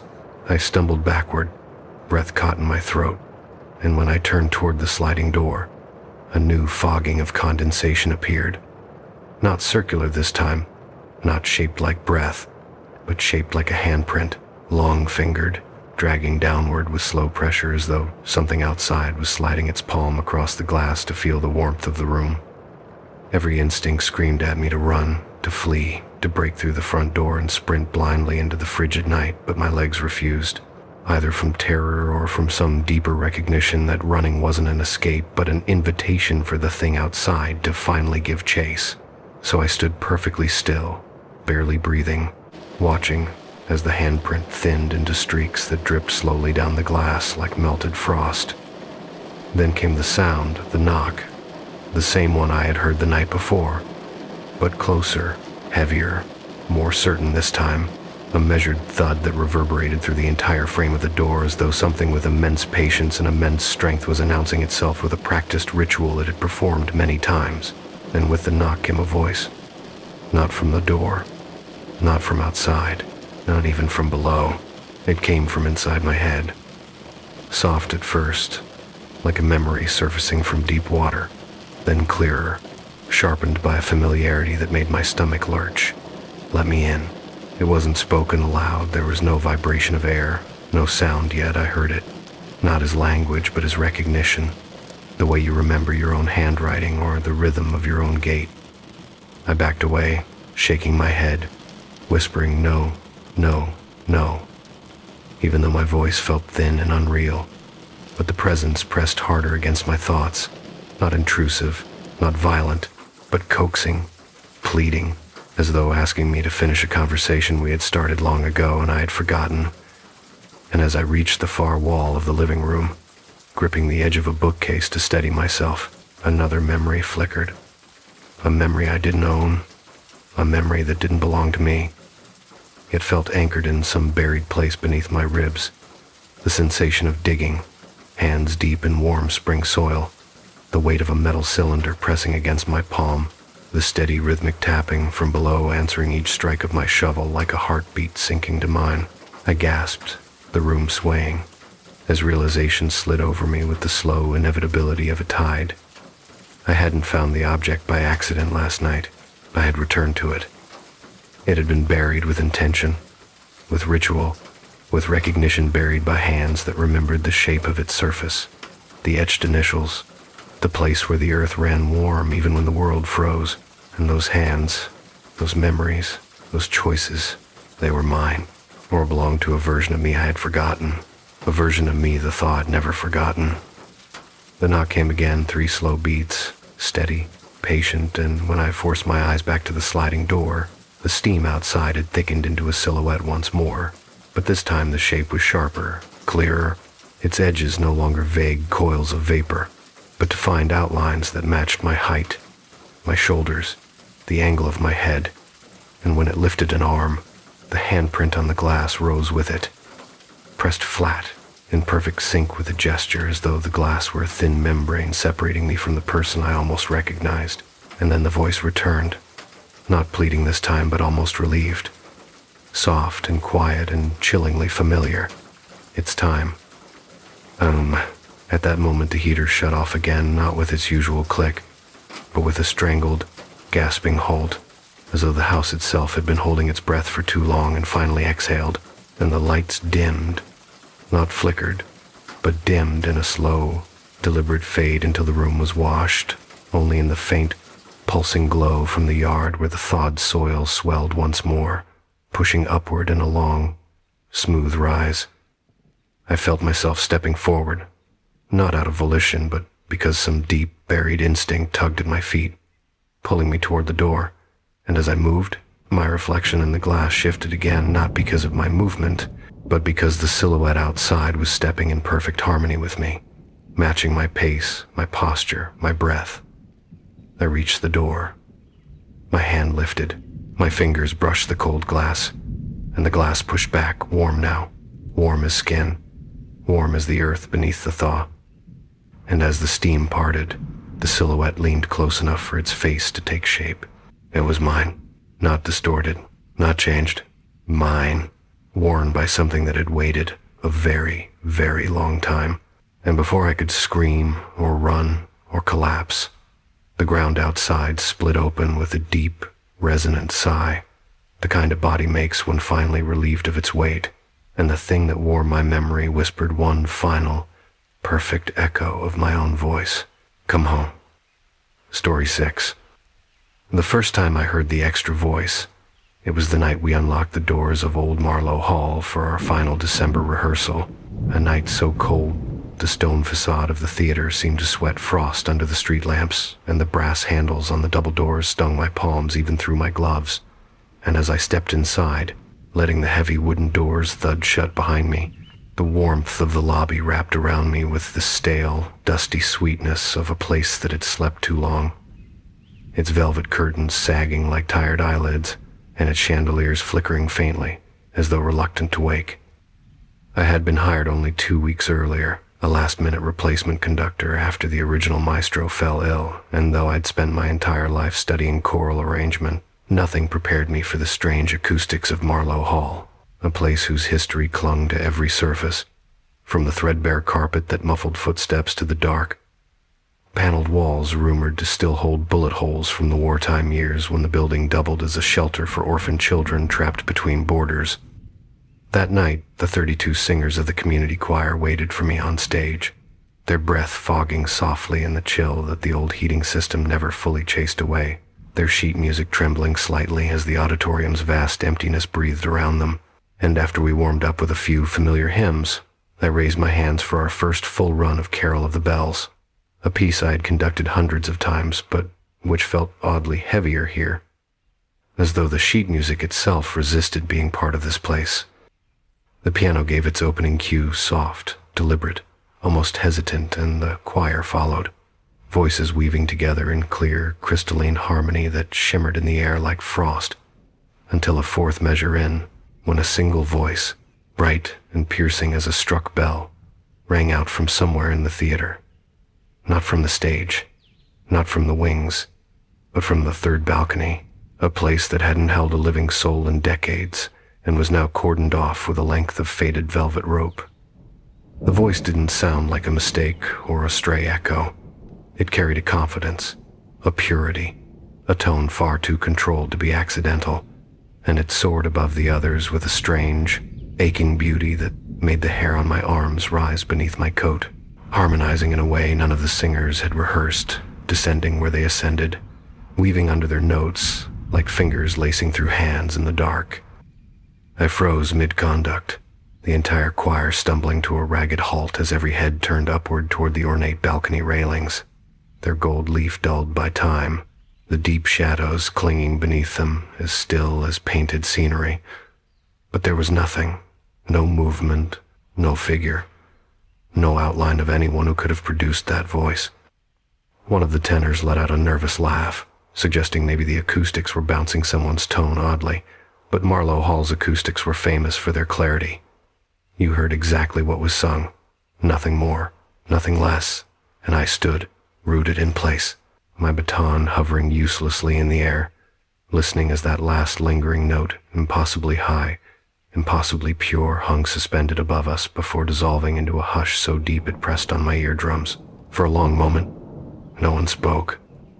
The singers shifted uneasily, their expressions flickering between confusion and something much closer to unease, and I opened my mouth to reassure them, to explain away the inexplicable, but before I could form the words, a faint creak echoed from the third balcony, soft enough to be logical, yet wrong enough to sink into my stomach like a stone. It was the sound of a seat folding back into place, a sound I knew intimately from years spent in theaters, but there hadn't been a single occupied seat up there for half a century. And though the shadows held still, unmoving, I could have sworn just for a heartbeat that I felt a breath of cold air drift down from the balcony, carrying with it the faint, metallic scent of dust and something lonelier, the echo of a place where 200 children once waited for voices to lift their grief, only to find their own voices trapped in the walls instead. And as I lowered my hands at last, I felt something watching us from that third balcony, something patient, something practiced, something that had been waiting for a conductor to hear it again. We tried to resume rehearsal after that, though tried is generous for what happened in the next 40 minutes, because none of the singers could hold their entrances steady, and even I found my hands trembling slightly each time I raised them, the memory of that impossibly pure balcony voice still ringing faintly in my ears like the shimmer of a struck glass that refuses to stop vibrating. And though everyone insisted on pretending nothing unusual had happened, laughing too loudly, cracking jokes about acoustics, making a show of flipping through their sheet music with exaggerated purpose, the tension in the room only tightened, settling low in our chests like a shared, unspoken shiver. After 3 false starts, the altos finally managed to get through the opening bars of Carol of the Bells with something resembling composure, their harmonics blending into a warm metallic glow that should have soothed the room, but instead made every shadow in the auditorium shift subtly, as though the walls themselves leaned closer to listen, and as the choir moved to the rising sequence in measure 14, the same moment the unknown voice had first joined us, I felt a familiar unease prick along my spine, an instinctive recognition that the room was waiting for something. And sure enough, as the sopranos lifted their line into that delicate shimmering arc, a new voice, clearer this time, even more confident, slipped in above them, not disrupting their melody, but threading through it with an eerie precision, weaving a counter-harmony that none of us had seen on the page yet, which felt so musically correct, so deeply integrated, that for an instant I almost believed I'd simply forgotten a part of the composition. But then the tone shifted. The choir's 32 voices held their pitch. The unknown 33rd voice climbed, higher and higher still, effortlessly breaching a range no untrained human voice should manage, bright, piercing, crystalline in a way that made something in my chest seize with a mixture of awe and cold, creeping dread, because there was no mistaking it. This wasn't an echo, or reverb, or some acoustic illusion born from ancient architecture. This was a child's voice. A child who wasn't on the stage, wasn't in the aisles, wasn't anywhere visible at all, and yet sang with such intention that every singer faltered in the same instant, their voices breaking like snapped wires as they turned slowly, in dreadful unison toward the 3rd balcony. The voice did not stop when they stopped. It continued alone, floating through the cavernous room like something unmoored from the need for breath, and it filled the entire theater with a brightness that bordered on painful, a purity so sharp it felt clinical, as though the sound were cutting something open inside us. The sopranos were the first to react. A few of them stepped back from the risers, clutching their songbooks to their chests like shields, eyes darting not to the balcony now but to the rafters above, where a faint, impossible shimmer flickered too small to be a light, too uneven to be dust.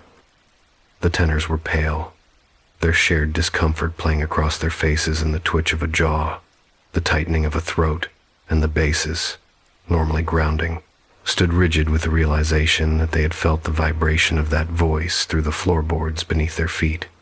And yet, not a single one of them moved toward the exits. None of us did.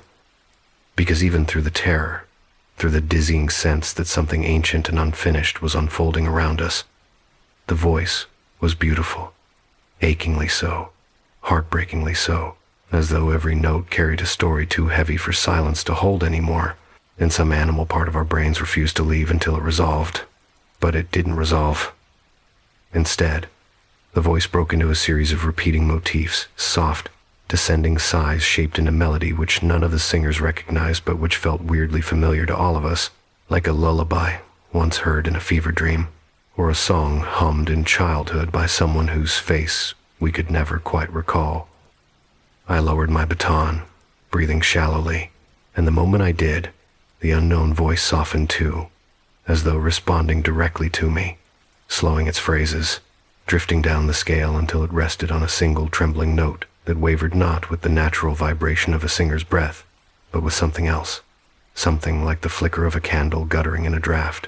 Then, with a loss of strength that felt almost human, the note dropped suddenly into a whisper, not a breathy tone, an actual whisper, maestro, not spoken aloud, not with vocal cords, carried through the room on a vibration of air too soft to belong to a living voice.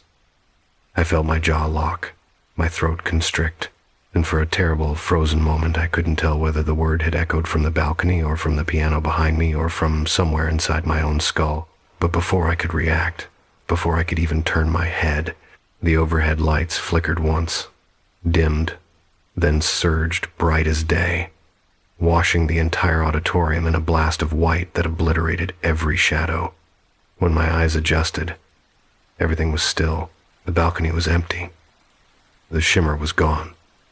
The air held its breath, but the choir's formation had changed, and for the first time that night, terror moved through me, cleanly, sharply, without the insulation of denial, because the 32 singers now stood in 33 positions, arranged with absolute symmetrical precision.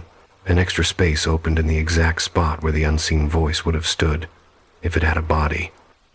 And every single singer was looking at me, waiting for a cue, as though they already knew the next measure of a piece I had never taught them. For several seconds, I couldn't move, couldn't breathe, couldn't even blink, because the sight of those 32 singers standing in a formation that now clearly accommodated 33 bodies sent a deep, primal shudder through something inside me that instinctively understood choreography long before it understood danger. And as my gaze drifted across their faces, some pale and rigid, some struggling to look calm, some trembling around the mouth in small betrayals of fear, I realized none of them seemed aware they had shifted at all. They were holding their folders, adjusting their posture, catching their breath after the last sequence, as though the rearrangement had been performed, not by them but through them, like the reflex of a limb they didn't consciously control.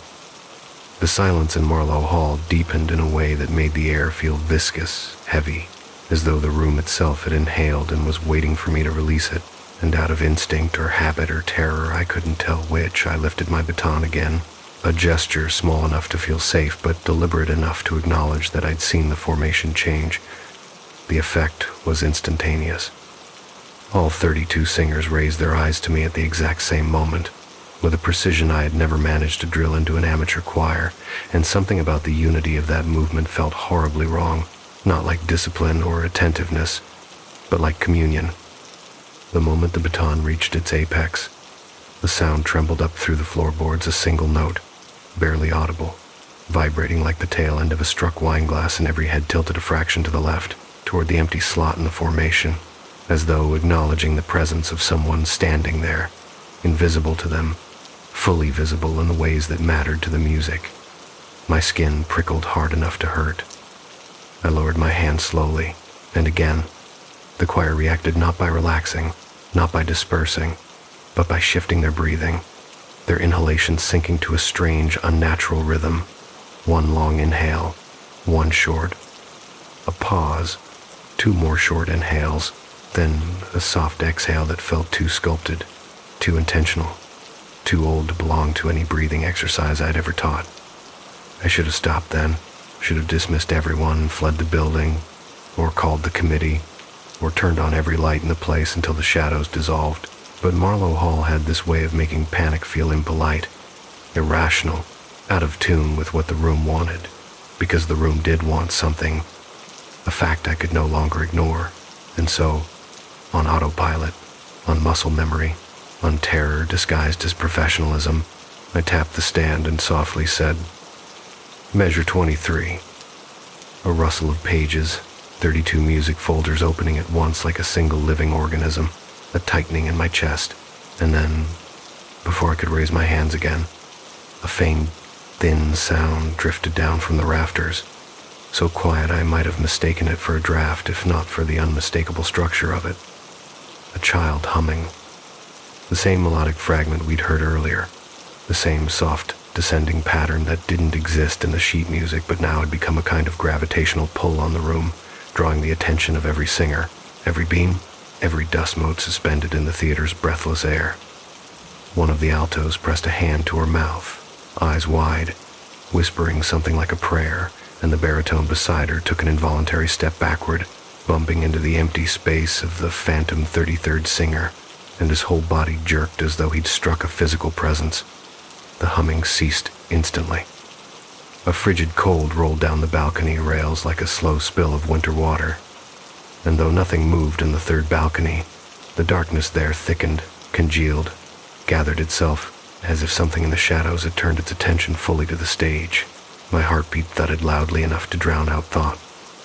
I raised the baton again, slow, cautious, like someone lifting a match in a room heavy with gas, and this time, before the choir could even draw breath, the 33rd voice entered first. No prelude, no cue, no hesitation. A clean, bright, perfectly centered pitch that filled the hall with a resonance so precise it made the air vibrate in my teeth. And the choir followed automatically, almost helplessly, their voices rising around the unseen child's melody like vines curling toward the support of a trellis they hadn't realized was holding them. But the harmony they created together wasn't the one I'd taught. It was something lusher, denser, threaded with minor voicings that should have jarred, but instead fit with a haunting, uncanny coherence, as though the hall itself had been waiting decades to hear this exact arrangement and was now sighing in relief as it unfolded. The music swelled, impossibly rich for 32 mortal voices and one impossible one, and with each breath they took, with each layering of tone, I felt the temperature drop further, not sharply, not violently, but with a slow, sinking cold that seeped into my bones like a memory of snow. And then, as the choir reached the climax of the passage, the note structure split, part of it rising, part of it falling, as though the music diverged into two versions of itself, and the 33rd voice followed both paths at once, harmonizing with itself in a way no human throat could do. The sound was beautiful, terrible, impossible, and the choir sang harder, eyes glassy, chests lifting in a rhythm too unified, too intense, their expressions eerily blank as though their bodies had been loaned to the music rather than guided by it. When the final chord hit, the room shook, not enough to topple anything, not enough to be called an earthquake, but enough that dust drifted from the rafters and the chandelier swayed like a pendulum marking the end of something irreplaceable. The choir collapsed into silence. The baton slipped from my fingers and clattered against the wooden stage, and above us, in the deepest shadow of the third balcony, something moved, just enough to catch the weak reflection of the stage lights. A small, pale face, watching us, no older than 8, smiling. I don't know how long we stood like that, frozen, staring up into the balcony where that small, pale face hovered in the dark like a smudge left by memory, but it couldn't have been more than a few seconds, though it felt like an hour suspended in ice, an hour where breath didn't move, and sound didn't dare exist. And as the face dissolved back into the shadow that birthed it, the singers blinked as though waking from a trance, their lungs releasing slow, shaky exhalations that fogged the cold air in front of them. And one of the sopranos whispered, "Was that a kid?" in a voice so thin it sounded like a hairline crack in porcelain. No one answered her. No one could. The silence that settled over Marlowe Hall then was so dense, so throbbing, that I could feel my own heartbeat echoing back at me from the old wooden panels of the balcony. Even the air felt loaded with something unsaid, a presence that was aware of its own unveiling. I forced myself to swallow the rising panic, telling the choir we were done for the night, my voice cracking, embarrassingly soft, and motioned for them to gather their coats and make their way out quietly. And though they moved, though they descended the steps, though they filed through the backstage doors into the dim hallway like a procession of ghosts abandoning the living, not one of them spoke again, as though they feared that breaking the hush might allow that disembodied voice to slip back inside their throats. I waited until the very last singer left the baritone with hands still trembling so violently he nearly dropped his folder, and only then did I allow myself to stand fully alone on that stage, staring up at the dark mouth of the third balcony and feeling, with an almost sickening certainty, that someone was staring back. I turned off the footlights, plunging the lower half of the hall into darkness, and climbed the side aisle steps toward the lobby, each footstep landing too loudly, the echo bouncing back at me in strange, delayed patterns as though the hall was mimicking my movements, a heartbeat too late. And just as I reached for the door that led to the lobby, the faint sound of children humming drifted down from the rafters, soft, layered, overlapping, a murmur of voices warming up for a performance that hadn't been scheduled by any living hand. I froze, fingers inches from the doorknob, the hair on my arms rising with the subtle precision of the humming. 30, maybe 40 voices, blending into an eerie resonance that felt like a memory resurrecting itself through sound. Slowly, because some dreadful instinct inside me insisted on confirmation, I turned back toward the auditorium. The stage was dark now, the seats a sea of shadow, the chandelier above swaying gently as though brushed by a breeze no human could feel. And from the third balcony, a faint glow pulsed, soft and wavering, illuminating just enough of the ornate railing to reveal the outlines of dozens of small shapes pressed against it, small hands gripping the carved wood. My knees nearly buckled. I whispered, "No," as though saying it might reverse the impossible. But the glow dimmed instantly, the hands vanishing as though pulled back into the dark, and the humming ceased mid-breath, leaving behind the ghost of melody hanging in the air like a rejected offering. I shoved through the lobby door then, breath shaking, heart pounding like a mallet against the inside of my ribs, and made my way down the carpeted stairs into the lobby, where the dim amber sconces felt too warm, too alive, too normal after the cavern of voices I'd left behind. The glass doors at the entrance reflected my face in long, haunted smears, as though the reflection hadn't caught up with me yet, and when I stepped into the cold outside, the December air was almost a relief, crisp and sharp enough to sever the last threads of that suffocating warmth that clung to me like a hand around my throat. But as I crossed the snow-packed street toward my car, I heard something that made me turn back just once, just long enough to regret it. From the open vents that lined the theater's stone facade came a faint, trembling sound. The choir singing the next section of Carol of the Bells, the part we hadn't rehearsed yet, the part no one living had sung in that hall for decades, and threaded through the harmony, bright and ringing and impossibly pure, was the 33rd voice. But this time, something else joined it, quiet, breathy, almost conversational, like children whispering between lines of music, talking to one another in a language made of memory and half-lit sorrow. I stared at the glowing windows of Marlowe Hall, watching the faint pulse of stage lights flicker across the curtain inside, even though I had shut them all off, and I understood then, with a clarity that made my pulse flutter like a trapped moth, that the orphanage that had once occupied that building never left. The children had been waiting not for a performance, but for a conductor, someone who could hear them, someone who could shape their fractured memories into song again. And they had chosen me. As I stood rooted in the freezing street, breath clouding the air, the music stopped abruptly, so cleanly it was like scissors cutting through fabric, and in the brief, echoing silence that followed, the theater's front lights flickered once. The door handles rattled lightly, as though tested from inside. And then, quiet as snowfall, my name drifted across the empty street in that same bright child's voice, unmistakable, unhurried, spoken with the intimacy of someone calling a friend back inside. Maestro. Nest. I told myself I wouldn't go back the next night, that I'd call the board, resign the position, leave Marlowe Hall to whatever history had soaked into its bones. But the truth is that I barely made it halfway home before the music began threading itself through my thoughts in a way that felt less like memory and more like magnetism, the melody reshaping itself inside my mind with a precision no human composer had ever written, each interval falling into place like beads on a rosary worn smooth by generations of desperate hands.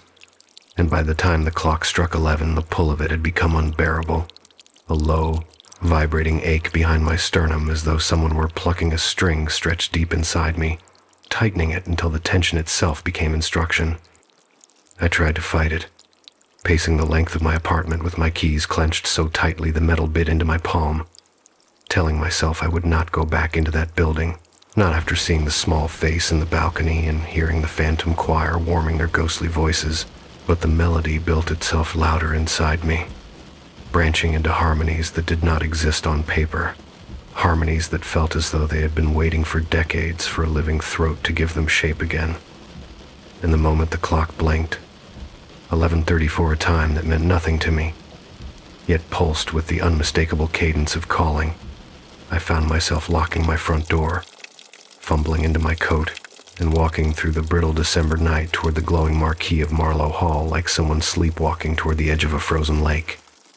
The theater was dark when I reached it, the lobby lights off, the windows black, the doors locked exactly as I had left them, and yet the faintest thread of sound seeped through the stone facade, so soft I might have mistaken it for wind if not for the shape of it, the descending motif the 33rd voice had sung, repeated over and over in a trembling loop like a child humming to keep from crying. I should have run. I should have turned away and never looked back. Instead, I pressed my palm to the glass door. It opened, not by my hand, by invitation, a slow, sliding motion as though someone inside had pulled it from within, the hinges sighing a welcome too old for hospitality and too soft for threat. The lobby was darker than I expected, the sconces cold, the shadows thick enough to muffle the sound of my footsteps as I crossed the carpeted floor. But as I approached the auditorium doors, a glow seeped through the crack beneath them, soft, warm, golden, the kind of glow stage lights cast through dust. My hand shook as I pushed the doors open. The theater was full, not with bodies, with presence. Every seat on the main floor shimmered faintly with the impression of a figure translucent, memory-shaped outlines barely more than silhouettes formed of breath and sorrow sitting upright as if waiting for the performance to begin, and the air hummed with a low, vibrating expectancy that made my eyes water from the pressure of it. The stage itself glowed in a pale, pulsing light, and standing in their 33 positions. Yes, 33 now, not 32, was the choir, alive and breathing, but not in the dazed, frightened way I remembered from the rehearsal. Their posture was serene, their eyes unfocused but peaceful, as though they stood in a dream they welcomed. And standing in the once empty position among them was a small boy, no taller than my hip, wearing clothing decades out of fashion, hair softly curled in the faint stage light, his face perfectly visible now, pale, delicate, eyes too old for the smallness of his frame. He turned to me and smiled, and the choir inhaled as one. "Maestro," the boy said, not with the eerie echo of before, but with full clarity, as though speaking to me from across a small classroom rather than from some scene between worlds. "We've been waiting for you." The light shifted, narrowing to a soft pool around my feet, guiding me forward like a runway laid through the dark. And despite every part of me screaming to step back, to refuse, my body moved, as though pulled by a tide older than my will. The baton I'd left on the stand 2 nights earlier now rested at the edge of the stage, placed there with deliberate care, parallel to the grain of the wood, waiting for my hand as I stepped into the circle of light. The boy tilted his head and added, in a voice threaded with something sadder than longing, "We can't begin until everyone is here." And only then did I see it, the empty chair positioned beside the stage, illuminated by its own small spotlight, old and wooden with scuffed legs and dented arms, the kind of chair you'd find in a schoolroom circa 1940, pulled slightly away from the rest of the seating as though marked. A nameplate rested on the seat. My name. The boy's smile faltered, shifting into something apologetic and unbearably gentle, and he took a single small step toward me, his bare feet silent on the boards. "You were one of us," he whispered, and the air shivered with the weight of the words. "But you left before the last carol. You left us unfinished." My heart clenched, my breath caught, and memories I didn't recognize began slipping through the cracks of my mind, warm hands guiding smaller ones along piano keys, children's voices laughing in echoing halls, the rumble of bombs outside, the brittle cold of hunger, the loneliness of holding frightened orphans in the dark. And whether these were real memories or implanted ones, I couldn't tell. All I knew was that they carried the taste of something I had once belonged to. The boy reached up, his small fingers brushing the edge of my coat, and as he did, every ghostly outline in the audience turned its head toward me with a soft, rustling unity that made the air quiver. "We just want to finish the song," he murmured. "Please help us finish." And then the choir began singing, not waiting for my cue, singing the same ancient, layered harmony that had pulled itself through my mind the night before. A harmony so old and aching it felt like grief set to music, and as their voices rose, the audience joined, soft at first, then swelling into a warm, impossible chorus of 200 lost children singing a melody that should have been too heavy for their small lungs. But here, in death, rose weightlessly, beautifully, hauntingly. The boy held his hand out to me, My name glowed faintly on the chair, and the baton pulsed with a warmth that felt like belonging. I took one step forward. The lights intensified. The choir shifted to make room, and as I reached for the baton, my hand trembling, my breath shallow, the boy whispered with devastating softness, "We only needed one more." The baton touched my fingers, and the hall exhaled, and the lights went out. If you're hearing my voice now, you've stayed through every step of the second journey. 6 tales carried through December's breath, each one a quiet reminder that winter hides more than snow and silence. Wherever you are, alone in your room, commuting through a dark stretch of highway, or listening with one ear to the cold outside your window, I hope these stories kept you company, and maybe kept you awake just a little longer than you intended. Thank you for spending another long night with dread. There are more stories waiting, drifting just beneath the frost, whispering for someone sleepless enough to hear them. Until then, sleep lightly, dream carefully, and remember, sometimes the things winter hides don't stay hidden forever. Good night, and good luck.